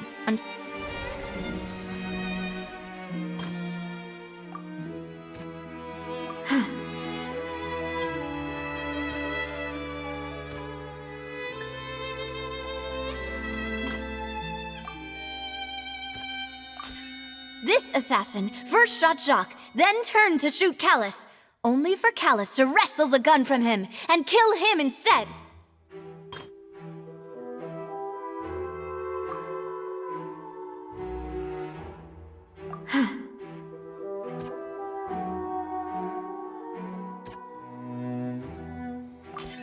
A pile of clothing was found at the scene. The guards once believed they were used by Jacques as a costume to disguise himself, but now it is clear that the clothes were proof that there was a third person at the scene, and that they were turned into water after committing the murder. Realizing this, the true culprit caused the hired assassin to dissolve into water, leading everyone to believe Callus was responsible for Jacques' murder. This is the true version of events.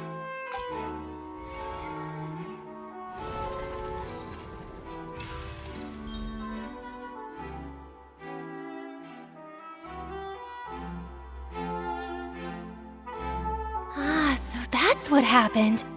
Wait, you're telling me something as dangerous as water from the primordial sea has been used for all these years? What a great theory. It also explains Callus's and Jacques' respective motives. I guess they didn't shoot each other after all. Mr. Marcel, you are the one being charged with the crime.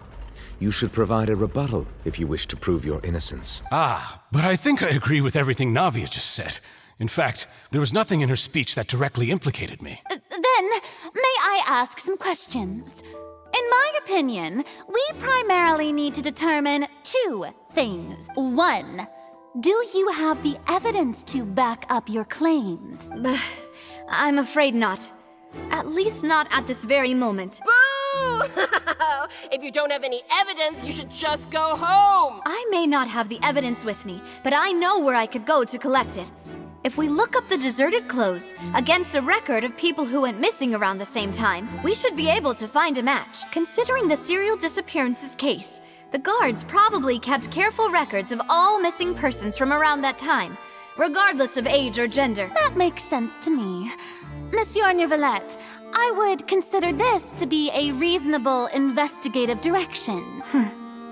Why do I feel like Farina's acting a little differently today? Maybe she's scared of embarrassing herself again? Alternatively, she's become more diligent after charging an innocent citizen in the last... My second question has to do with the ensuing duel. If the truth is indeed as you describe, then why didn't Mr. Callus explain himself in court? If he had testified that a person had been dissolved, he could have at least mounted a defense. I've thought about this too, and the answer is actually pretty simple. He felt there were things that were more important to him. The dissolving power of water from the primordial sea is an important secret for the true culprit of the serial disappearances case. My father could have exposed it for all to see, but he chose to take it to the grave. At that time, Spina di Rosula was in dire straits, and his reputation had already been shattered. He had no guarantee that going forward with the truth would allow the culprit to be brought to justice. What was certain, however, was that it would paint a gigantic target on my back. Boss once told me that Demoiselle had already been selected as the next target of the serial disappearances case. What? If the secret had gotten out, the culprit would have fought an all-out war with Espina right there and then.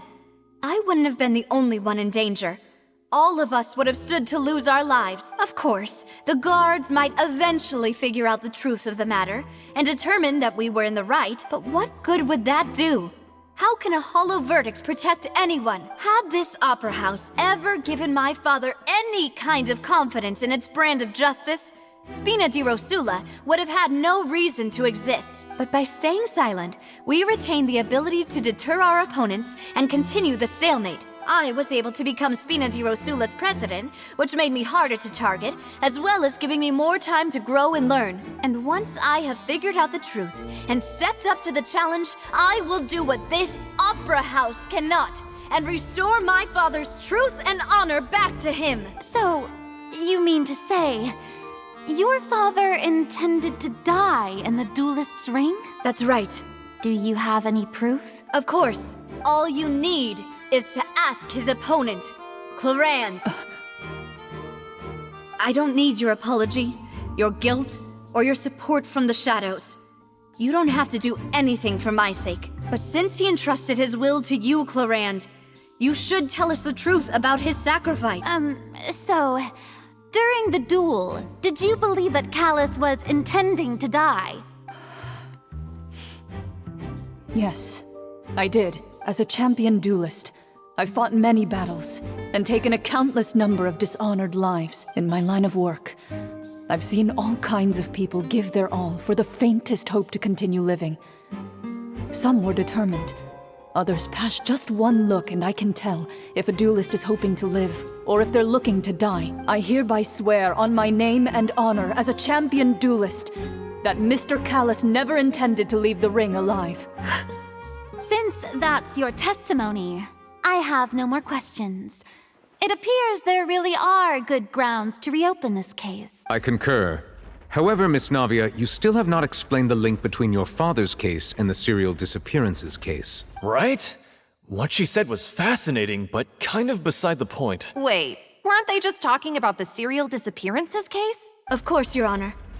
The two cases are connected via a matter of timing. In my father's case, the culprit intended to kill both Jacques and Callus. As a result, they planned to act after hearing 2 gunshots. And at the end of Linny's trial, the culprit also only dissolved the victim in front of everyone because they realized they were at risk of being identified. The culprit could only time their actions so precisely if they were already at the scene. Coincidentally, Marcel attended both the banquet and the trial. So that's why you suspected me. Even after hearing your reasoning, I still can't help but find it a little preposterous. I'm used to it, though. You've always been an impulsive and sentimental child, Navia. It's one of your most endearing traits. No need to appeal to pathos. I won't try to refute your points one by one, but even if everything you just said was true, can you prove that I was the only person present at both events? On top of that, does a person have to be physically present to control the timing? Can't someone remotely monitor the place? Oof. Don't know what she can say to that. I know that even with that, you might still think you can reduce the list of suspects with some further investigations until I'm the only one left on the list. Alas, who won't feel at least a little hurt by an accusation of murder from a girl you see as your own daughter? But if I were to dismiss this completely, you'd also think I'm not being considerate of your feelings. How? Do you know what the biggest flaw in your reasoning is? I suppose you're gonna tell me anyways. It's timing again. I'm a businessman by trade. From that standpoint, there's no reason for me to kidnap young women. It's a high-risk action with nothing to gain. In addition, I left my home in Snezhnaya when I was young to come to Poisson and work in some trade. My business only thrived when I received Callus's patronage. But the disappearances began before I ever stepped foot in Fontaine. I do apologize, demoiselle. This was my mistake. No, it's not your fault. I'm sure he had come prepared. Is there anything else you'd like to say? Would you like to check the date of my first business license against the first known case of the serial disappearances? You can also take a look at my border entry records, or ask my friends and family when I left Snezhnaya for the first time.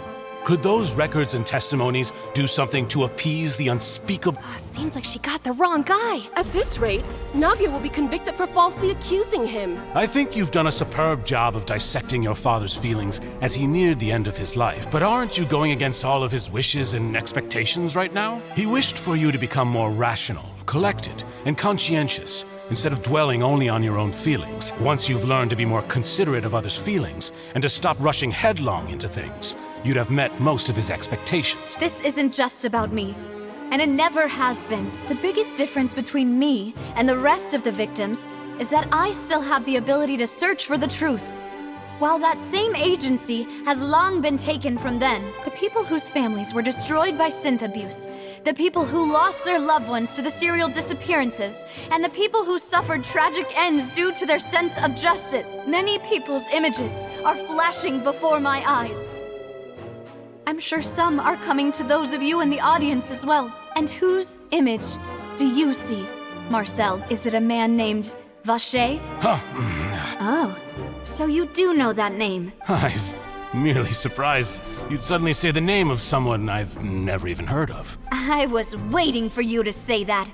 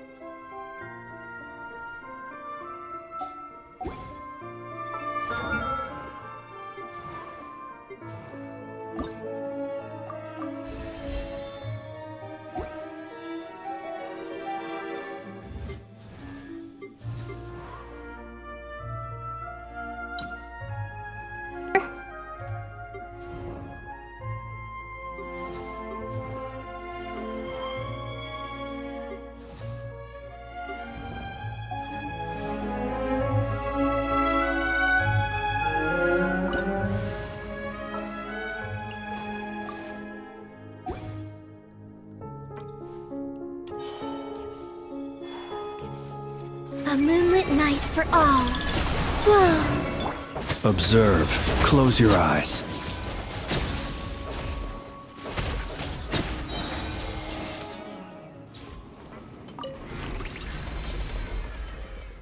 Whoa!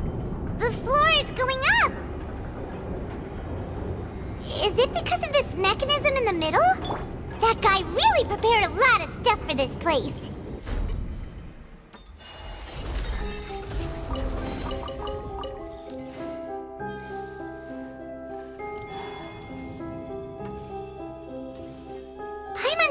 We need to go up, but Paimon doesn't see a way.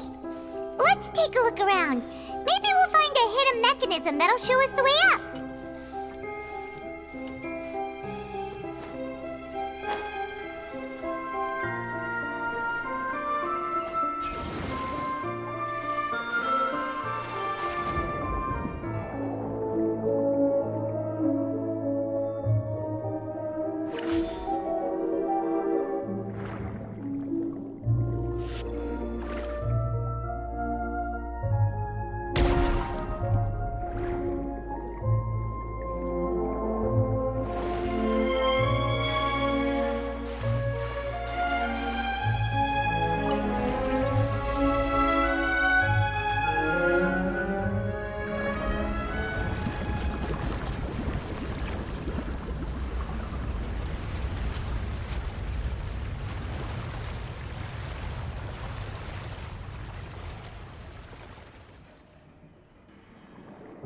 The water level is rising! Now we can swim to the top! But this is still a ways away from where we need to go.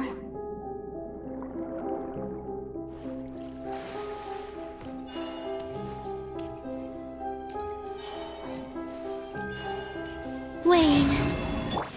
Be silent. Close your eyes. Night falls.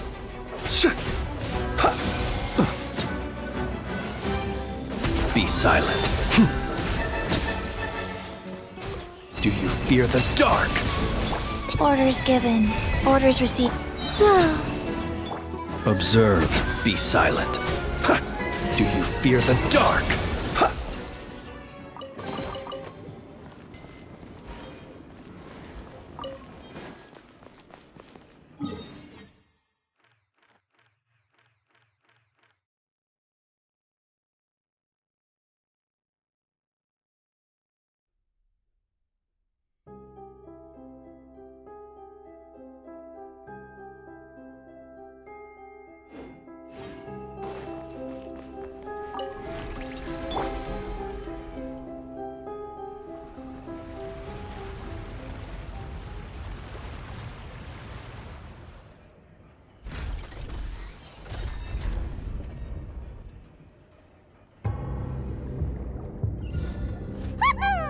Now the path is clear! Let's go!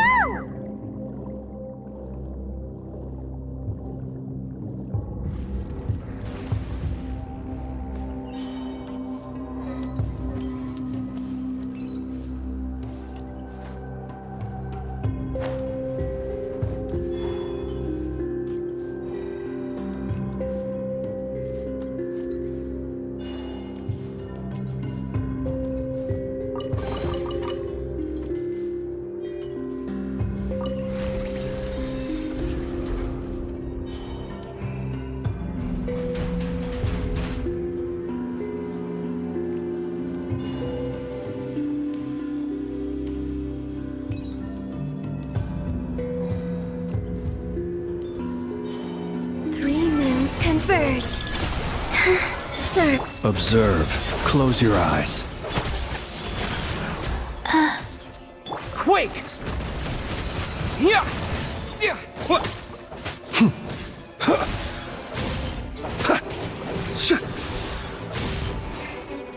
Observe. Be silent.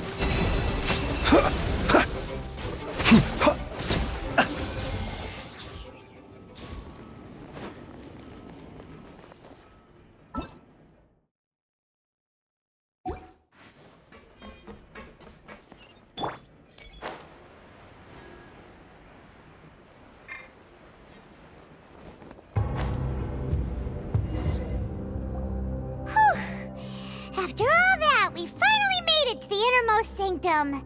Though, as expected, the mastermind isn't here. That's right.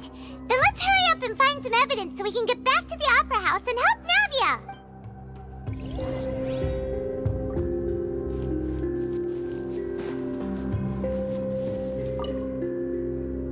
Let's see what's written here. Nothing escapes Detective Paimon's eyes. Callus. Navia's father. Oh, this seems to be an investigation report on him. Yep, it's about finding someone to assassinate Jacques and Callus because of a lack of confidence that Jacques himself would go through with it. This should prove the existence of the third person, right? We still have not determined the exact content of the key information Callus has passed on to certain members of his organization. The old dog's a real menace to deal with. Even if he abides by the promise he's made to us, he will still have the upper hand. He can act whenever he wants to make our lives miserable. The only option left is to remove him from the picture entirely. I concur. Let's send someone to kill him. He won't declare war as long as we don't touch Navia. Oh, seems like we've got a bunch of correspondence between the higher-ups.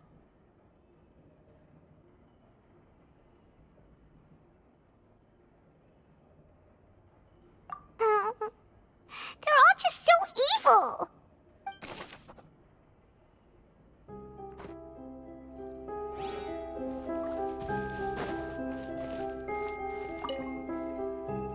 Oh, look! There's an important-looking basin over here, and it's full of water. That means this is where they make all the synth. and that special water is the main ingredient! If you dilute it with normal water, you'll get synth, but the pure stuff can dissolve a human! Paimon will take notes on this incriminating evidence.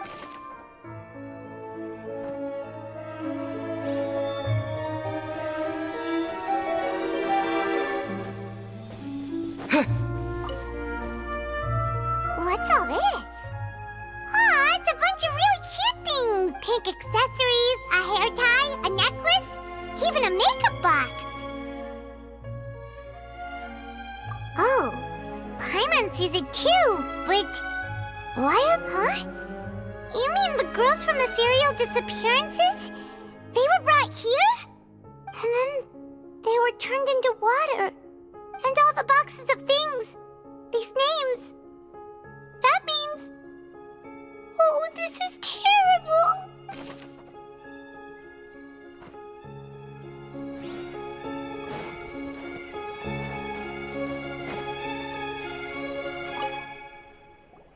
Whoa!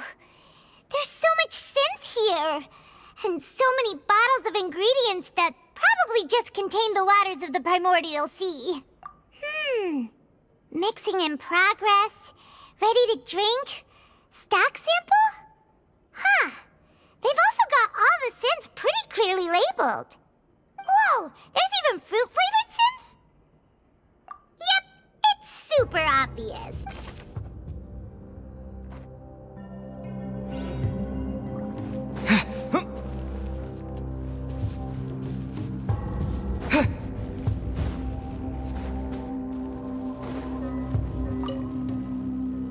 What's this over here? Looks like some kind of place for research. Experiment number 16 aims to verify Jacob Ingold's research conclusions on the primordial sea and use his theory as a foundation to achieve a breakthrough. The experiment was a failure. No individual managed to resurface from the water from the primordial sea. Female specimens 22, 23, and 24 were dissolved. Sorry, Traveler. Paimon will try her best. It's just that Paimon's never read something so scary before. How can someone write something that terrible in such a matter-of-fact tone? You read the rest. Paimon's too scared to keep going.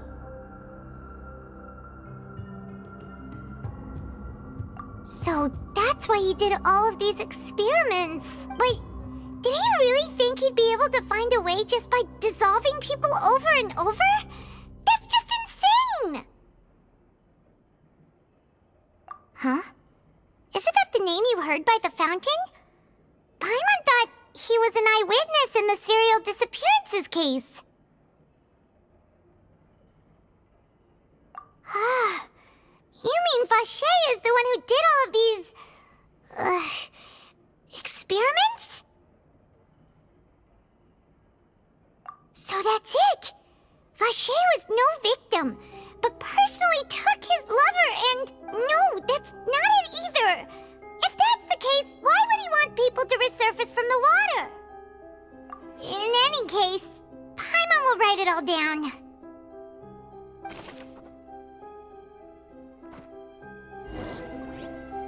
We've looked at almost everything here, and it seems like our theories were spot on.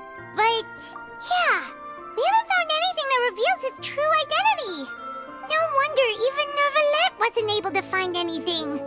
Whoever it is probably destroyed everything to do with that name a long time ago. That way, even if we bring all this back to the opera, we won't be able to identify the true culprit. Sure thing. Paimon...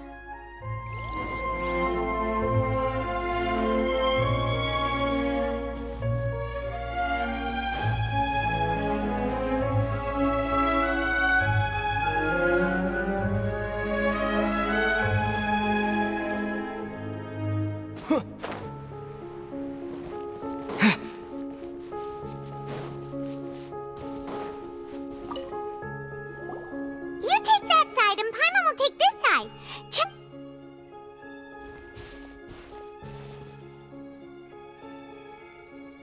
Ugh, nothing at all. And Paimon can't even find snacks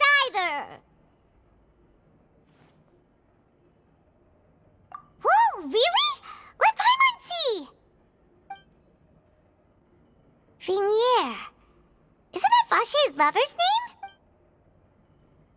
Then you found her diary. Let's see.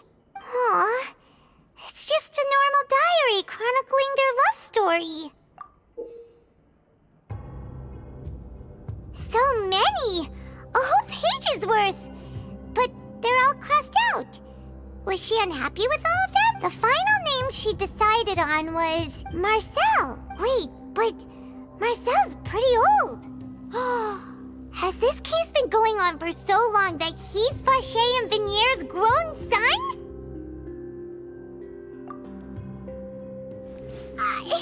Hey!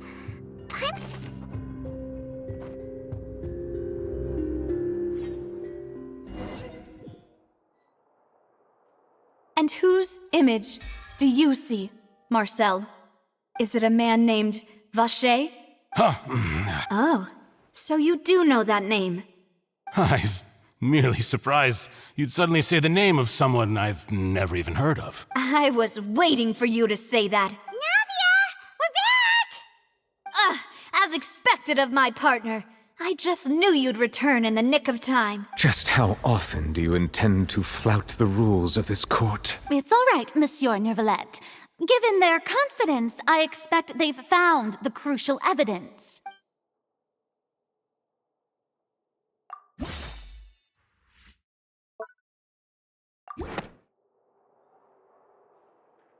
But the truth of it, Marcel, is that you've always been Vacher.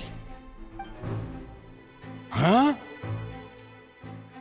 We've investigated your lair and we already know everything! After your lover, Venier, was dissolved, you kept abducting young women to experiment on the hopes of bringing her back to you! You even created Marcel as a new identity and destroyed all records of your past as Vacher! So that's it. Even the villains in opera performances rarely go that far. And with that, Marcel's motive has now been established. This information regarding your past also dismantles your prior timing defense. Well, Marcel, do you know where you went wrong?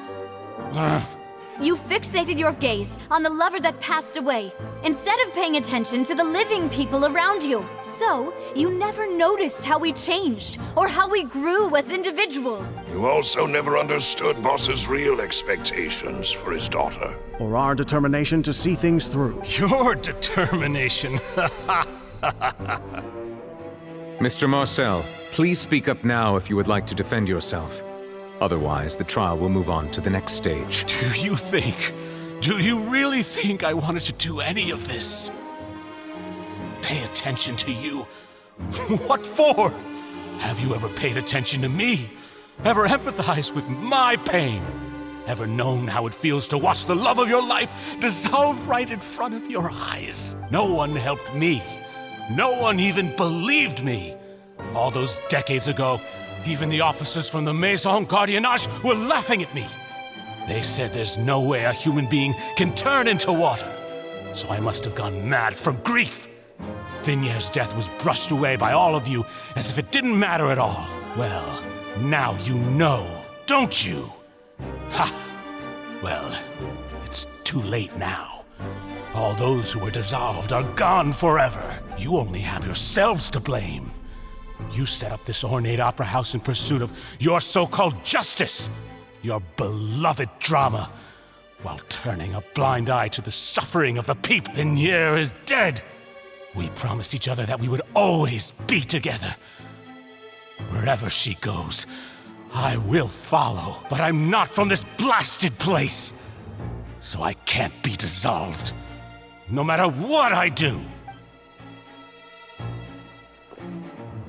Hey, is that water from the primordial sea that he's drinking? I can't dissolve! Can't dissolve!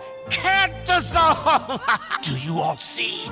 I can't go, I can't follow. So if I can't go where she is, what choice do I have but to try to bring her back? I did all of that, and in the end, that accursed Callus still got the better of me. I spent my entire life living on pins and needles, only only to get stabbed by his idiot daughter at the very end. The suspect is exhibiting signs of mental distress. Guards, please restrain him. Don't touch me! Don't anybody come near me! I still need to save Vignier. A promise. We made a promise. Vignier. Please, Vignier. At this point, the verdict of this trial is clear. With Mr. Marcel's conviction, the charges against Mr. Tartaglia no longer have any basis. Fine by me. I was in a bad mood, but after a show like that, I'm actually feeling pretty good. Traveler, please submit all the evidence you have collected to the guards, so that I might review and summarize the truth behind the serial disappearances case. The man now known as Marcel was originally named Vacher and worked as an adventurer with his partner and lover Vignier. During an underwater expedition, Vignier accidentally came into contact with water from the primordial sea and was dissolved in front of Vacher as a result. Vacher learned of the primordial water's existence through the work of others and began to kidnap young women for research, with the goal of discovering a method to restore Vignier back to life. To cover his tracks, he invented the new alias of Marcel and began to operate a business in Poisson. During the course of his research, Vacher discovered that a diluted concoction of water from the primordial sea can induce feelings of euphoria, and began to manufacture and market synth. However, as he accumulated wealth to fund his continued research and expanded the scope, he came into conflict with Spina di Rosula. After exchanging blows with Spina di Rosula for many years, Vacher decided to assassinate their president Callus at a banquet. Although the assassination did not go as Vacher expected, he was able to turn Callus into the murder suspect by dissolving the assassin he sent to the scene. And just recently, Vacher attempted to frame Linny as the culprit of the serial disappearances case, using a similar method. However, his attempt to frame Linny failed, and the power of water from the primordial sea became public knowledge. This case also exposed enough of Vacher's machinations that he was eventually successfully charged in court. Thus concludes the enigmatic history of the serial disappearances case, with the truth revealed to all. The Oratrice will now deliver the final verdict regarding the charges against Mr. Vacher.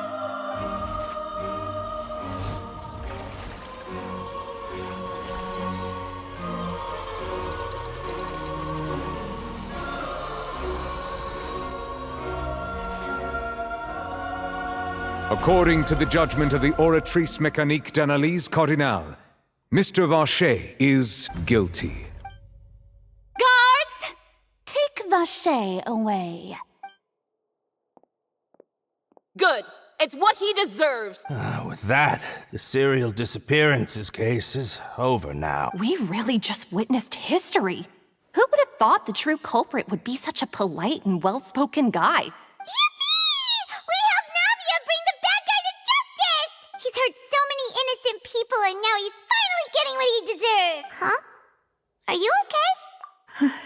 Demoiselle, you were absolutely brilliant. The day our late boss had always hoped for has finally come. You can rest easy now, knowing justice has been served. Yeah. It's finally over. It's all thanks to you guys. And my partner. See, Papa? Well now, hasn't this been a most delicious piece of drama? The villain has been caught, justice has been served, past wrongs have been righted, and it's a big ol' happy ending. Since it's been such a great show, I'll just let the false accusations against me slide. Either way, I've still got some business to attend to. So, if you'll excuse me... Please wait just one moment, Mr. Tartaglia. What now? None of this has anything to do with me. According to court protocol, since this trial was initiated due to a charge against you, a verdict must also be made regarding the initial charge before the trial can conclude. Oh, come on. Is this really necessary? Haven't you already caught the real criminal? Isn't it time for side characters like me to exit stage left? Please respect the laws of Fontaine. This has always been the rule. All right, but this sure is a lot of hassle. All I need to do is stand over there, right? Let's just get this over with. Through evidence presented in the public trial that was just held, It has been established that Mr. Tartaglia has no direct connection to the serial disappearances case. The guilty party has been identified, and thus it is logical to suppose Mr. Tartaglia is innocent of the charges. We now turn to the Oratrice Mécanique d'Analyse Cardinale to render the final verdict on the charges. According to the judgment of the Oratrice Mécanique d'Analyse Cardinale, Mr. Tartaglia is guilty. What? Hey! That's not funny! Didn't you just say I'm supposed to be innocent? What's with this verdict? Is your justice machine malfunctioning? Huh? This has never happened before. The Oratrice actually returned a different verdict from the Chief Justice. I mean, have you ever heard of an innocent Fatui Harbinger? Do you think the Oratrice might have just convicted him on general principle? But weren't the charges about the serial disappearances case? No matter what else he's guilty of, it shouldn't affect the verdict in this case, right? The judgment of the Oratrice Mécanique d'Analyse Cardinale is, by law, the final verdict of the court. We must accept the guilty verdict. Guards, please take the suspect into custody per court protocol.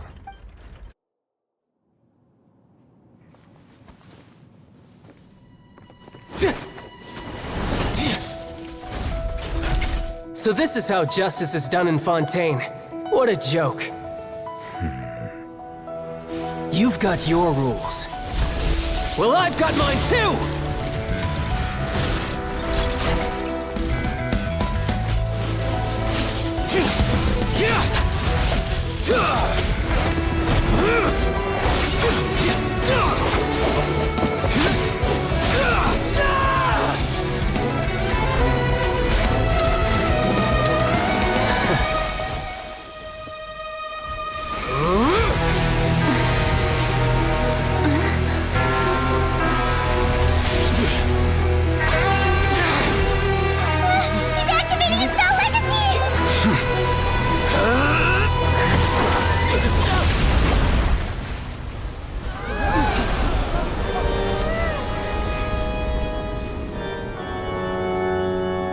I am sorry. If you have been wronged, we will find the truth. But the rules of the court must be upheld.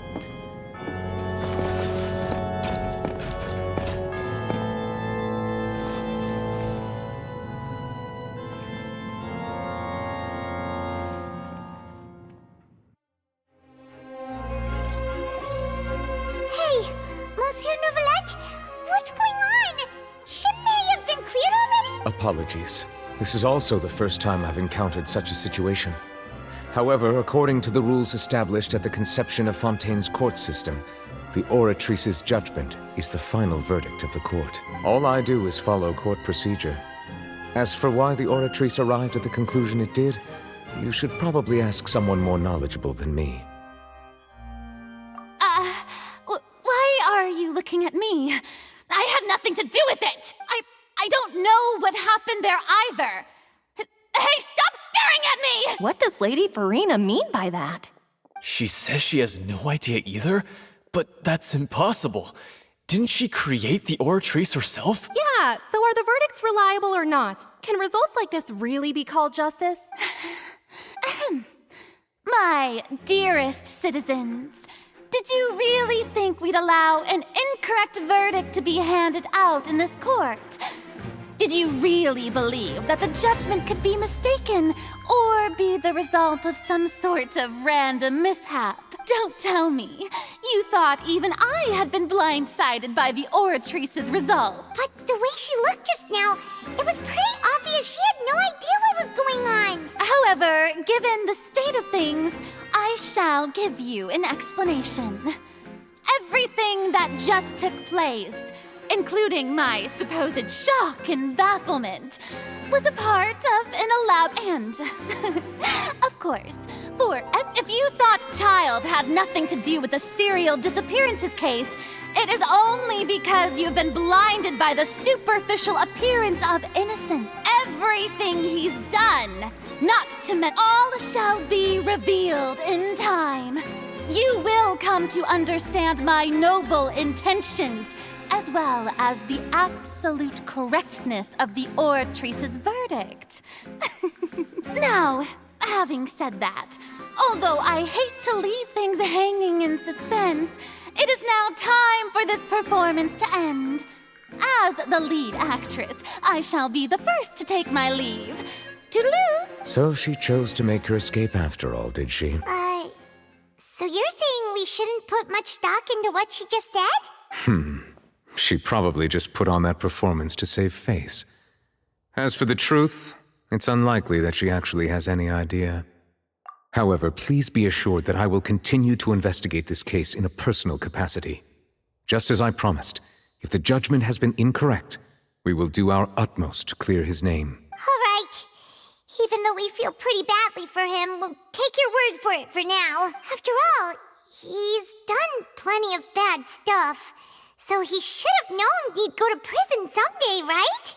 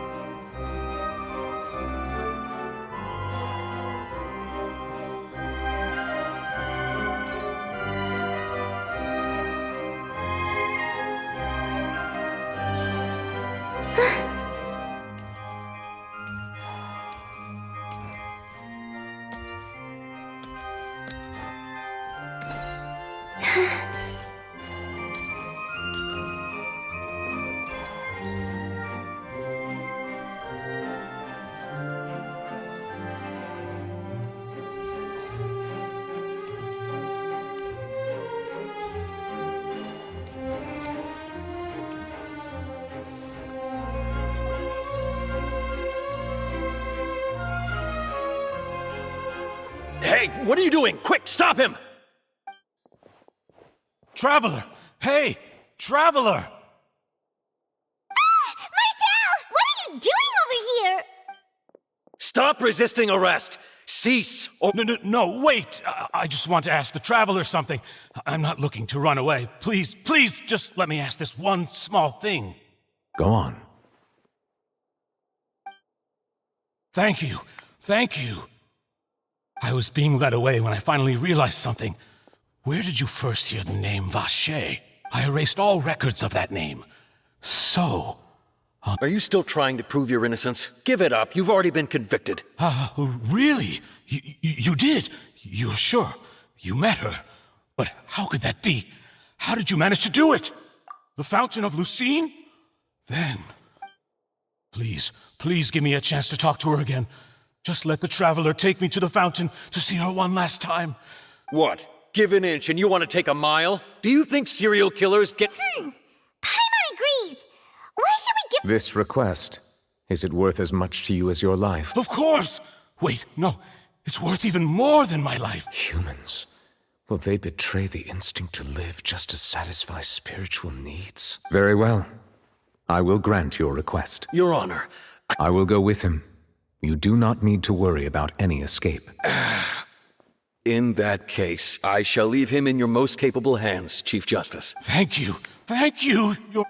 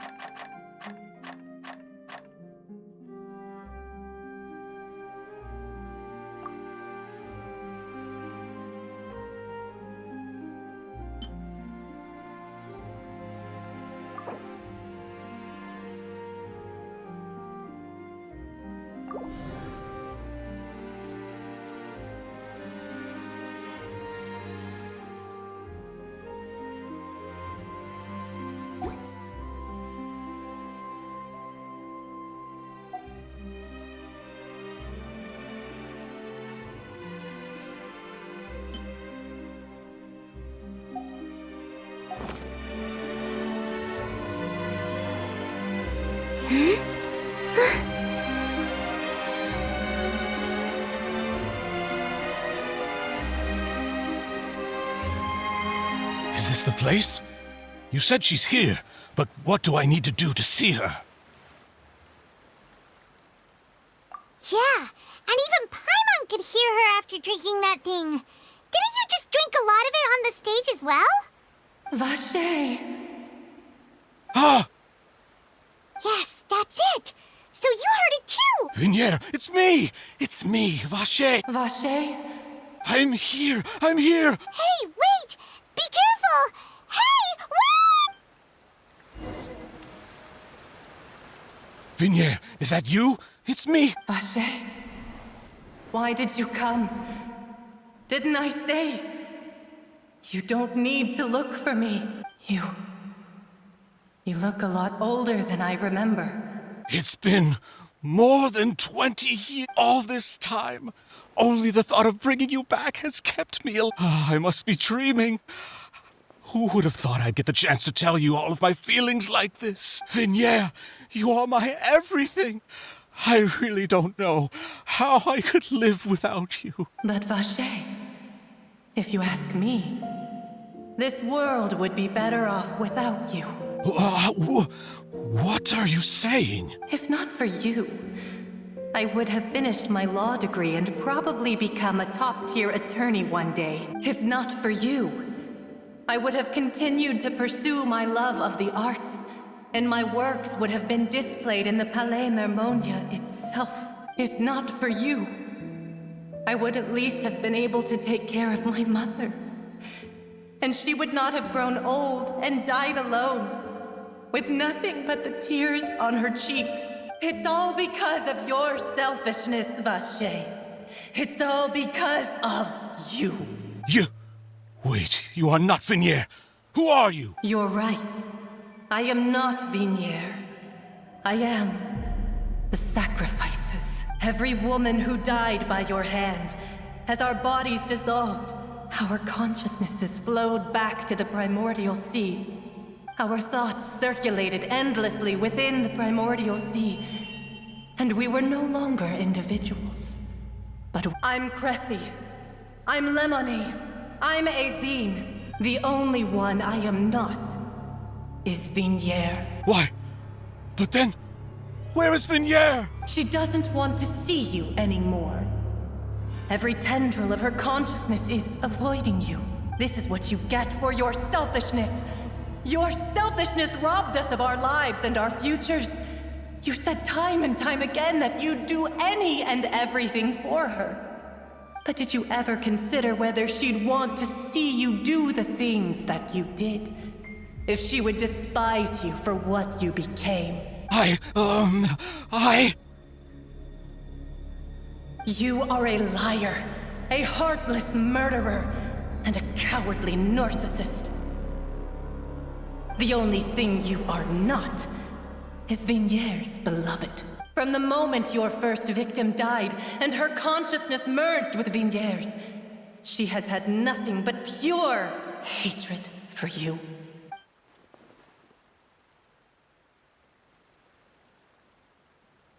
No! Vinier! She can't hate me. Let me see her, please. Have mercy. You still don't understand. When I said don't look for me, that came from the real Vinier. She really doesn't want to see you anymore. But on top of that, she also said that because it's her final drop of pity for you. She said that because she knew that if you did come here, we will show no mercy to you. Vache. Vache? Vache. Vache. Vache. Vache. Drown.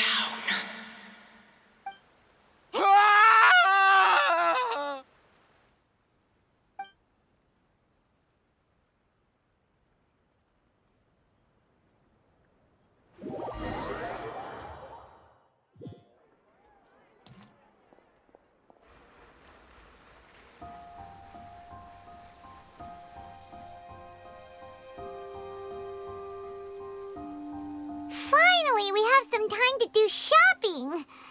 Gosh, it's really been a long time since we've been able to relax. Huh. Well met, partner.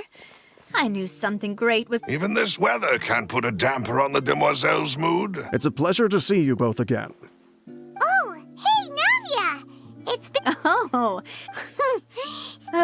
It's just everyone from Spina di Rosula organized a memorial for my father. This time, though, everyone in Poisson, and even many people from the court— So his name's— It's been the dearest... Oh, by the way, well, maybe it'd be— Huh? So you know Charlotte too? Yeah, way back. I believe the story— To be fair, though, she was trying to lean on our— Oh, yeah. Anyway, I told her to make sure— Oh, and in other news— Oh, are you two on well, it was thanks to her that we were— Oh, that's great. Anyway, now that the— Oh, actually— What is it? I should pay a visit to my father's grave. And on top of that— Miss Navia. Indeed. We want to go— Sure thing. And in that case, everyone... Yeah, you're right.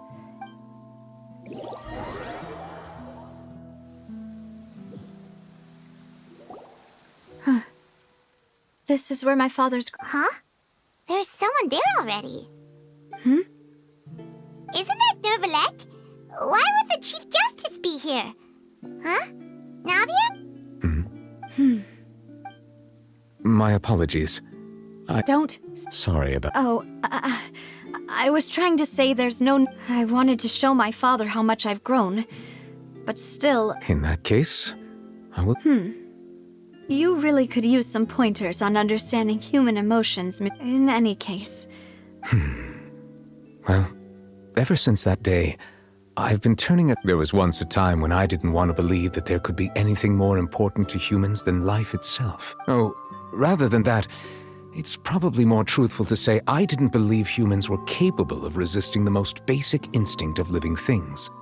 That they could rebel against their own nature, or consider certain things to be more important than their own lives, which is also why I didn't stop your father from beginning that fateful duel. I believed that a truly innocent man would never throw away his life like that.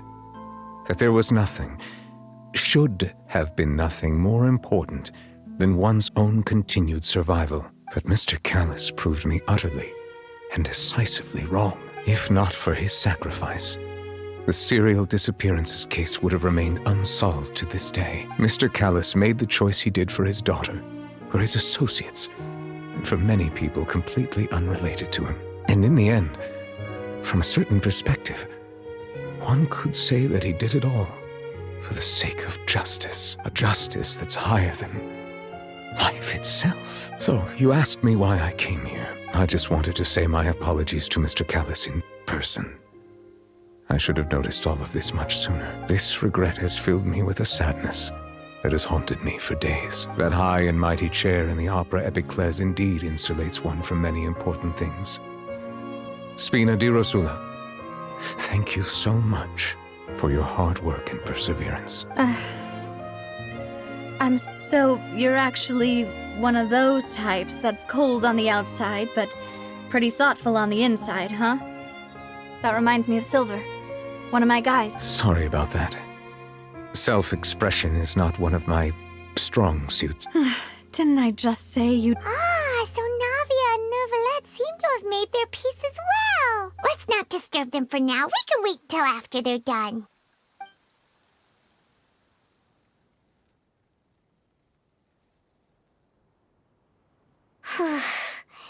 Paimon's never paid respects at someone's— Huh? Oh, Paimon didn't know that was a thing. But Paimon doesn't know what she would do if she can't fly. Oh no. Paimon hopes Miss Navia won't be too mad. Anyway, Nervalette is still standing around there. It's not often that we can catch him alone like this, so why don't we go talk to him for a bit? If we can't talk to Lady Farina, we can at least talk to him, right?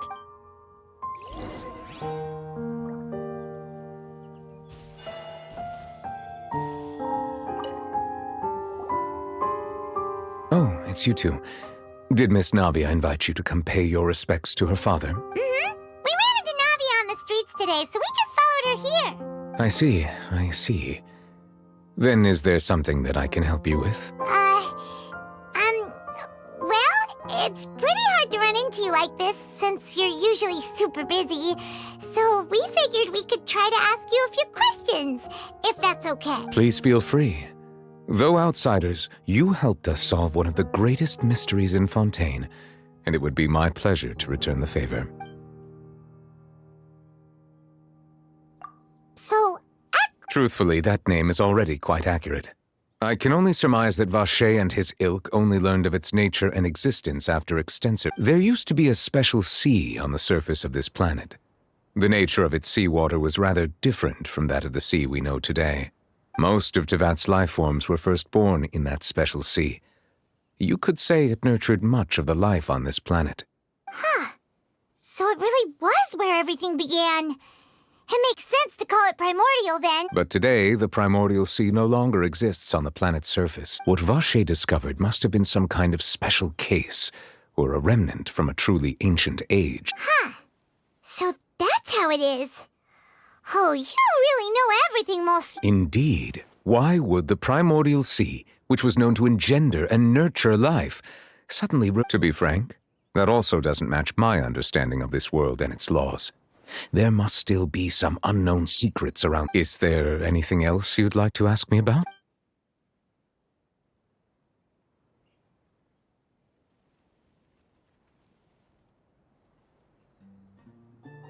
That the sea levels will rise and everyone will be dissolved in water, leaving Farina crying alone on her throne, but the sins of the people will be finally washed away for good. Does that appropriately summarize the version you... That's right!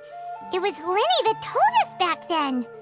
And that about covers all the main points. Yes, up to the present, I think we reached a point where we have no choice but to confront this prophecy directly. Rumors have it that this prophecy is rooted in the last words the former Hydro Archon left to the world before she passed away. A prophecy? Of the former Hydro Archon? Wow. This is the first time that we've ever heard of it. 2 parts of the prophecy have already proven correct. The rising sea levels and the ability of the people of Fontaine to be dissolved. We should be more vigilant and stay on the watch for further signs. Speaking of the prophecy, Farina has also always taken it quite seriously. Indeed, she has been collecting information and intelligence from across Tevat for this purpose. If the rumors were true, then perhaps this prophecy is the conundrum left to Farina by her predecessor. But with Farina being the way she is, can we really trust her to solve it? Is there anything else you'd like to ask me about? My apologies. My investigation has However, I still believe the judgment of the Oratrice was not rendered arbitrarily. Huh? But you also said you thought he was innocent. For many years, I have been quite aware that the Oratrice does not simply mechanically repeat the verdict that I give on each case. As a divinely created mechanism, the people's unified faith in the concept of justice is integrated into it. Not only can it produce the incredible power of indemnitium, but it likely also possesses other traits, such as self-awareness. Which is all to say, I have been prepared for a situation like this for a long time. Huh. So when Linny told us that he heard a human voice from the room where the Oratrice's core is stored... I was not aware such a thing had occurred. Perhaps that could serve to prove my conjecture. I will add that to the list of items to investigate. In any case, I am inclined to believe that the Oratrice does have a methodology all its own. We just do not have enough information. Based on Farina's reaction, I doubt even she had any idea what was going on. She managed to bluff her way through it, though, with her time-tested twin tricks of bravado and drama. While we do intend to get to the bottom of this, for now, we regret to say that the Fatui Harbinger will just have to bide his time in the fortress of Meripede. If we did incorrectly convict him of crimes he did not commit, we will most certainly compensate him to the fullest extent allowed by the law. If you ask Paimon, the only compensation he'll want is a no-holds-barred fight with you. Is there anything else you'd like to ask me about? Your sibling, another blonde-haired traveler.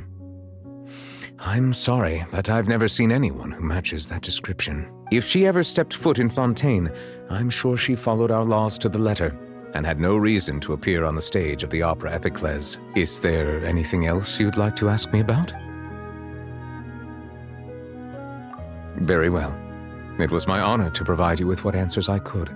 It will soon be time for me to leave this blissful tranquility behind and return to You really are super busy, Monsieur Neuvillette. Paimon thought you only came here to pay your respects. Crime and villainy do not have the day off, and so justice must work around the clock as well. This... All right. You've got a point. Huh? Paimon just noticed that the rain has stopped.